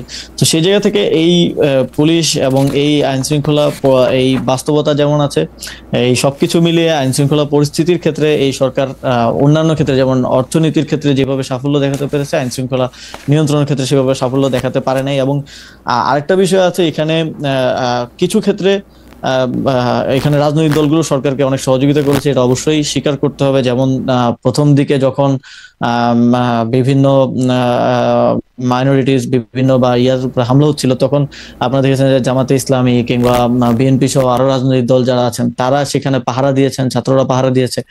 তো আবার কিছু ক্ষেত্রে আমরা অসহযোগিতাও দেখেছি, যেমন কোনো চাঁদাবাজির দায়ে কাউকে অ্যারেস্ট করা হলে থানায় হামলা করা হয়েছে। এরকম থানায় হামলার ঘটনা যদি থানায় হামলা লিখে গুগলে সার্চ দেন, গত 1 বছরে অন্তত 10টার বেশি পাওয়া যাবে। তো এই সবকিছু মিলিয়ে আইন শৃঙ্খলা পরিস্থিতিতে সরকার অন্যান্য ক্ষেত্রে যেরকম সাফল্য দেখাতে পেরেছে সেরকমটা দেখাতে পারে নাই, এটা আমার মূল্যায়ন কিংবা আত্মসমালোচনা যেটাই বলেন। আমরা একটু শেষ করে আনছি আমাদের শেষ দুটো প্রশ্নের একটি প্রশ্ন। দ্বিতীয় শেষ প্রশ্ন যে আপনি সরকারের ভিতরে আমাদের সাথে আলোচনার ক্ষেত্রে আপনি সরকারের ভিতরে সরকারের কথা বলেছেন, ক্ষমতার কেন্দ্র কথা বলেছেন, সেটা সামরিক বাহিনী হোক বা অন্য জায়গার থেকে আপনি বলেছেন যে এটা আসলে ক্ষমতার ভিতরে। এখন রাজনৈতিক দলগুলোকে আপনি ইঙ্গিত করেছেন, রাজনৈতিক বয়ানগুলিকে আপনি ইঙ্গিত করেছেন, বা রাজনৈতিক এন্টিটিকে, অস্তিত্বকে আপনি এন্টিটি করেছেন। কিন্তু আমরা দেখেছি যখন আপনারা সরকার গঠন করেন, অর্থাৎ 5 আগস্ট 2024 পরবর্তী সময় আমরা আপনার লেখা থেকে জানছি যে আপনারা বিএনপির যে ভারপ্রাপ্ত চেয়ারপারসন জনাব তারেক রহমানের সাথে কথা বলছেন। সেখানে তারেক রহমান জানাচ্ছেন, আমি আপনার লেখা থেকে তারেক রহমানকে উদ্ধৃত করছি, যে সংস্কারের ভাবনাগুলি আপনারা বলার পরে তিনি বলছিলেন যে এত বেশি দায়িত্ব নেওয়ার প্রয়োজন আছে বলে তো মনে হয় না, আপনারা তত্ত্বাবধায়ক সরকার গঠন করে একটা নির্বাচন দিয়ে দিতে পারেন। জনাব তারেক রহমান প্রস্তাব দিলেন প্রধান উপদেষ্টা রেখে 7 জনের একটা সরকার গঠন করে 3 মাসের মধ্যে নির্বাচন দেয়া যেতে পারে। আপনারা তখন এই ব্যাপারটি এরকম না করে একটি সরকার করলেন, সেই সরকারকে আসলে 1 বছর 1.5 বছর সময়ের পরে আমরা একটা ইলেকশনের টাইম পেলাম। এইটা কি আসলে ঠিক হলো, নাকি ওইটা হইলেই ভালো হইতো? কারণ আপনি যেহেতু বলতেছেন যে সরকারের ভিতরে সরকার, নানা জনের মধ্যে নানা রকম অনাস্থা, আপনার কাছে এখন কি মনে হয় 7 জনের একটা উপদেষ্টা সরকার করে দ্রুত 3 মাসের মধ্যে নির্বাচন দিয়ে দিলেই ভালো হতো। যেহেতু এই সরকারও বলতেছেন আসলে সংস্কারটা করতে হবে নতুন সরকার এসে, তারা তো সরকার করতে পারবেন না, এটা আপনার কি মনে হয়? আরেকটা সাপ্লিমেন্টারি কোশ্চেন আমি করে রাখি। একটা বড় প্রসঙ্গ ওই দিনের শপথ নেওয়ার ব্যাপারে, যে আপনাদের কি আসলে সংবিধানের অধীনে শাহাবুদ্দিন সাহেবের কাছ থেকেই শপথ নেওয়াটা মাস্ট ছিল? এটা নিয়ে আসলে ইনসিস্টটা কে করতেছিলেন, ডক্টর মোহাম্মদ ইউনূস আপনারা নাকি যারা আপনাদের বুঝিয়েছে তারা? একটু যদি এই দুইটা বিষয় একটু বলতেন।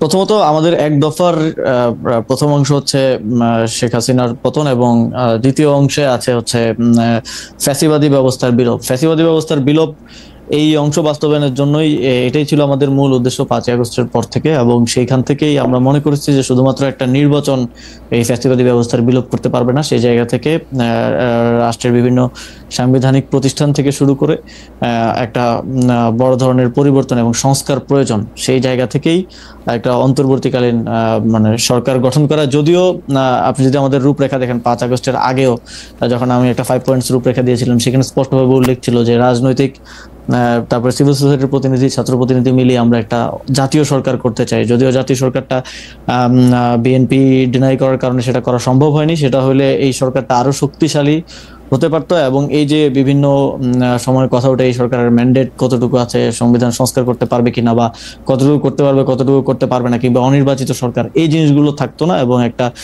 শক্তিশালী জাতীয় সরকারের মাধ্যমেই আসলে সংস্কার বিচারের প্রক্রিয়া মধ্য দিয়ে একটা নির্বাচনের ইয়াতে যাওয়া যেত। তবে সেটা সম্ভব হয়নি, কারণ সে সময় 9 তারিখ রাতেই যখন আমরা জনাব তারেক রহমানের সাথে মিটিং করি, সেখানে তিনি জানিয়েছেন যে জাতীয় সরকারে বিএনপি থাকতে চায় না। তো সেক্ষেত্রে আমরা আর এই জাতীয় সরকারের বিষয়টা নিয়ে আর আগাতে পারিনি, কারণ আপনি জানেন যে বিএনপি কে ছাড়া জাতীয় সরকার আসলে জাতীয় মানে কি, সবাইকে যদি না আনা যায় সেটা তো আর জাতীয় থাকে না। তো সেই জায়গা থেকে একটা অন্তর্বর্তীকালীন সরকার গঠন করা হয়। পরের প্রশ্নটা ছিল হচ্ছে যে এই যে সংবিধানের অধীনে বা রাষ্ট্রপতির কাছ থেকে শপথ নেওয়ার বিষয়টা আসলে কে আপনাদেরকে বাধ্য করলো, ডক্টর মোহাম্মদ ইউনূস?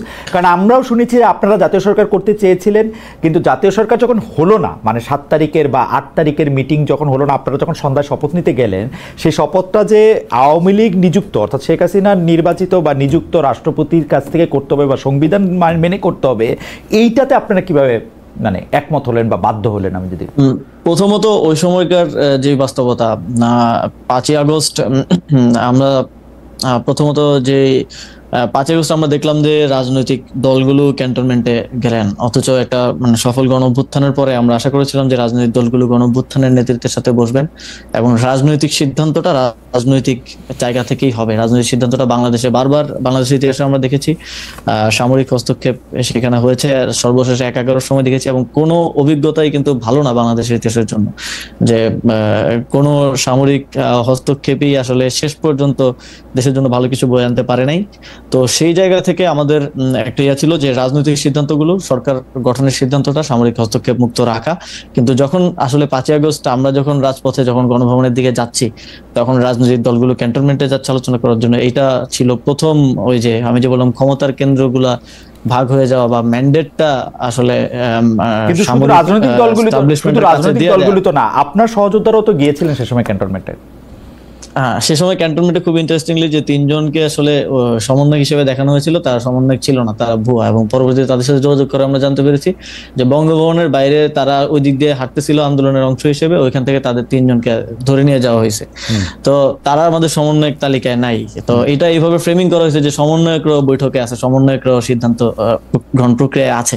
তো এটা তো আমরা ডিনাই করছি। কিন্তু ওই যে আপনি ম্যান্ডেটটা দিয়ে আসলেন, রাজনৈতিক দলগুলো ম্যান্ডেটটা সেখানে দিয়ে আসলো, এবং পরবর্তীতে এই যে সারা দেশে ওই দিন মানে 5 তারিখ রাতটাকে বলা হয় গুজবের রাত। এই যে সারা দেশে রাজারবাগে গুলি হচ্ছে, ঢুকতেছে, সৈন্য সমাবেশ হচ্ছে, এই যে নানা ধরনের মানে এই যে অস্থিতিশীলতা তা দেখা যাচ্ছিল, এবং আমাদের উপর একটা তখন চাপ তৈরি হয়ে যায় যে খুব দ্রুত সময়ের মধ্যে একটা সরকার যদি গঠন না করা যায় তাহলে দেশে আরো খারাপ পরিস্থিতির দিকে, গৃহযুদ্ধের দিকে বা অন্য কোনো যে কোনো খারাপ পরিস্থিতির দিকে যেতে পারে।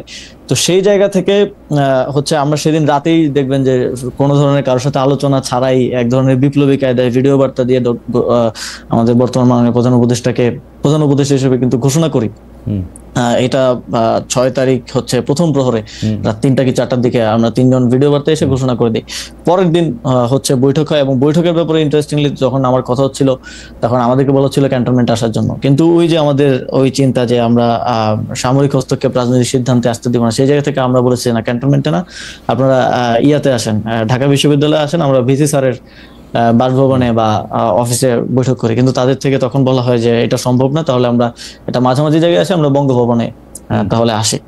তো তখন আমরা সচেতন ভাবেই ক্যান্টনমেন্টকে এড়িয়ে চলা বা সামরিক ইয়াতে এটা করছিলাম, কিন্তু যতটুকু আমাদের সক্ষমতার মধ্যে ছিল। রাজনৈতিক দলগুলো যদি প্রথমে এসে গণঅভ্যুত্থানের নেতৃত্বের সাথে বসতো এবং রাজনৈতিকভাবে সিদ্ধান্ত নেওয়ার ম্যান্ডেটটা ওনারা নিজেরা নিত আমাদের সাথে ঐক্যবদ্ধভাবে, তাহলে কিন্তু ওই পরিস্থিতি বা ওই পরিবেশ, ওই সংবিধানের আন্ডারে আমরা শপথ নিব কি নিব না, এই বিষয়গুলোতে আর একটা আরো ভালো এবং বিপ্লবী সিদ্ধান্ত নেওয়ার সুযোগ থাকতো।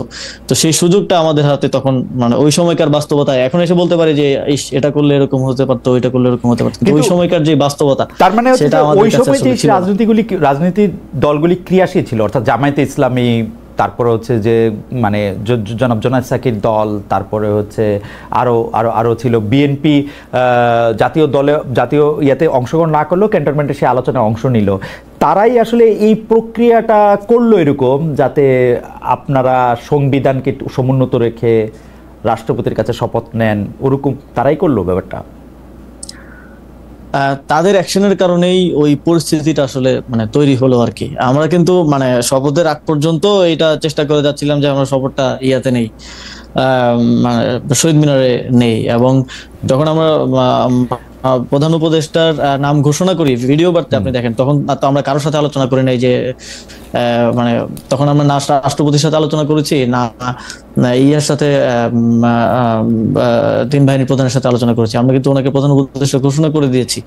এবং কিন্তু পরবর্তীতে যেই অস্থিতিশীল পরিবেশ তৈরি হচ্ছিল এবং আমাদেরকে সকল পক্ষ থেকে এটা বলা হচ্ছিল খুব দ্রুত সরকারটা গঠন করতে হবে, না হলে দেশ যে কোনো খারাপ পরিস্থিতির দিকে যেতে পারে। এবং তখনকার বাস্তবতা এটা ছিল, সবাই খুব চিন্তিত ছিল, বিভিন্ন জায়গায় ডাকাতি হচ্ছিল, মানুষকে নেমে আসতে হচ্ছিল আইন শৃঙ্খলা রক্ষা করার জন্য।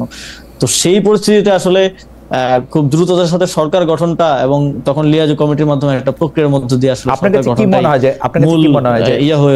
আমরা তখন আমরা যারা গণমাধ্যম বা সংবাদ মাধ্যম তারা আসলে মূল, যদি আমি 5, 6, 7, 8 তারিখের কথা বলি, অর্থাৎ তারপর থেকে জনাব আসিফ নজরুল, জনাব সৈয়দা রিজওয়ানা হাসান, জনাব আদিলুর রহমান খান, এর মধ্যে জনাব আসিফ নজরুলকে আমরা সবচেয়ে বেশি সক্রিয় দেখেছি, তার কথা বলেছে। আপনার কাছে কি মনে হয় জনাব আসিফ নজরুল, ডক্টর মোহাম্মদ ইউনূস তারাও কি এইরকম ভাবেই সরকারটা করতে চেয়েছিলেন, বা জনাব আদিলুর রহমান খান, সৈয়দা রিজওয়ানা হাসান? দেখেন, এক তো হচ্ছে এখানে আমরা যারা মানে গণঅভ্যুত্থানের সামনে থেকে নেতৃত্ব দিয়েছি বা ইয়ে করেছি, তাদের একটা বিপ্লবী বা বৈপ্লবিক চিন্তার জায়গা আছে, কিন্তু যারা এখানে বিভিন্ন প্রফেশন বা এক্সপার্টিজের জায়গা থেকে এসেছেন, অবশ্যই অন্যান্য স্টেক হোল্ডারদের মতামতের ভিত্তিতে, তো ওনারা তো আমাদের মতো সেম ভাবে চিন্তা করেন না। এবং মাঝে মধ্যে আমাদের ইনফর্মাল আলোচনায় এটা হয়তো বলেনও, এবং এটাও স্বাভাবিক। আমি যেভাবে চিন্তা করি আপনি তো সেভাবে চিন্তা করবেন না। তো আপনার একটা এক্সপার্টিজের জায়গা আছে, আপনি একজন সাংবাদিক, আপনি আপনার অ্যাপ্রোচ থেকে চিন্তা করবেন। তো একজন শিক্ষক, একজন পরিবেশ কর্মী, কিংবা একজন সাবেক সচিব, কিংবা একজন লয়ার, সবার চিন্তাটা তো এক জায়গায় হবে না। তো সেই জায়গা থেকে এই সরকারের একটা বড় বৈশিষ্ট্য আমি বলবো যে স্থিতিশীলতা রক্ষা করা ছিল প্রথম থেকেই সরকারের মধ্যে। আমরা যারা ছিলাম, যারা গণঅভ্যুত্থানে, তারা একটা ড্রাস্টিক চেঞ্জ চেয়ে এসেছি, কিন্তু এটা এই ড্রাস্টিক চেঞ্জ না হয়ে সেটা গ্র্যাজুয়ালিজমের মাধ্যমে আস্তে আস্তে পরিবর্তনটা হওয়া, এবং 1 বছর পরে একটা ঘোষণাপত্র পাওয়া, এবং সংস্কারের বিষয়গুলো। আমরা তো সংবিধান পুনর্লিখনের কথা বলেছি, এখন ঐকমত্য কমিশনের যিনি সহসভাপতি আছেন ডক্টর আলী রিয়াজ স্যার, তিনিও পুনর্লিখনের কথা বলেছেন। কিন্তু সার্বিক বাস্তবতায় এবং এই যে স্থিতিশীলতা রক্ষার যেই একটা বৈশিষ্ট্য, বা এই জায়গা থেকেই এই ড্রাস্টিক চেঞ্জ বা এই পরিবর্তনের জায়গাগুলো ওইভাবে সম্ভব হয়নি, এবং সেটা একটা গ্র্যাজুয়াল পরিবর্তনের দিকে আসলে আমাদেরকে যেতে হয়েছে এবং যেতে হচ্ছে। ওকে, সর্বশেষ প্রশ্ন, নির্বাচন। এই মুহূর্তে আমার কাছে যে ফটো কার্ডটা আমি দেখছি, সেটি জাতীয় নাগরিক পার্টির মুখ্য সমন্বয়ক তাকে উদ্ধৃত করছে একটা টেলিভিশন। সেটি বলছে, ঘোষণা দিচ্ছি ফেব্রুয়ারিতে নির্বাচন হবে না, কারণ নতুন সংস্কার বা নতুন সংবিধান কিছুই আমরা পাইনি। আমার যেই ভাই মারা গেছে তাকে ফেরত দিয়ে নির্বাচন দিতে হবে। আমি আপনার কাছে প্রশ্নটি করতে চাই, এই কোটেশনটা আমি বললাম, আমি আপনার কাছে প্রশ্নটি করতে চাই যে আপনি কি মনে করেন নির্বাচন আসলে কবে হবে? কেউ কেউ ঘোষণা দিচ্ছেন, নাসিরউদ্দিন পাটোয়ারির ঘোষণা দিয়েছেন ফেব্রুয়ারিতে নির্বাচন, অনেকেই বলছেন যে বলে বটে আসলে ইলেকশন হবে না, কিছু একটা বলে টলে এই সরকার আরো কিছুদিন রয়ে যাবে। আপনার কাছে কি মনে হয়? আমি ব্যক্তিগতভাবে যদি বলি তাহলে আমি মানে ফেব্রুয়ারিতে ইলেকশন করার ক্ষেত্রে সরকারের কমিটমেন্ট আমি দেখেছি, এবং সেই উদ্দেশ্যে এই সরকার যে মানে কার্যক্রম, সকল প্রয়োজনীয় কার্যক্রম হাতে নিয়েছে। ইলেকশন কমিশনকে প্রয়োজনীয় নির্দেশনা দেওয়া হয়েছে, চিঠি দেওয়া হয়েছে, এবং সরকারের মধ্যে লেভেল প্লেইং ফিল্ড তৈরি করা, তারপরে একটা ইলেকশনের প্রস্তুতির দিকে যাওয়ার সকল ধরনের যে ফেব্রুয়ারিতেই নির্বাচন হবে। এবং এর মধ্যে এই যে এখনো আমাদের জুলাই সনদটা হয়নি, চার্টার যেটা হওয়ার কথা সবার ঐকমত্যের ভিত্তিতে, এর মধ্যে এটাও আমি আশা করি যে এটা যদিও 8 আগস্ট করার একটা ছিল, কিন্তু করা সম্ভব হয়নি। ঐকমত্য কমিশনের মেয়াদ 1 মাস বৃদ্ধি করা হয়েছে, আমি আশা করি 1 মাসের মধ্যে সেটাও হবে। সরকারের মধ্যে আমি এই ধরনের কোনো ইন্টেনশন দেখি নাই যে আসলে ফেব্রুয়ারির পরে এখানে কারো থাকার আসলে ইচ্ছা আছে, বা ফেব্রুয়ারির পরে ইলেকশন না দিয়ে আরো ক্ষমতায় থাকার কোনো প্রয়াস বা কোনো ইন্টেনশন আমি আমার জায়গা থেকে বা আমার অভিজ্ঞতা, আমার বোঝাপড়া থেকে আমি আসলে দেখি নাই। জনাব আসিফ মাহমুদ সজীব ভূঁইয়া, সর্বশেষ প্রশ্ন একটি ল্যাজ।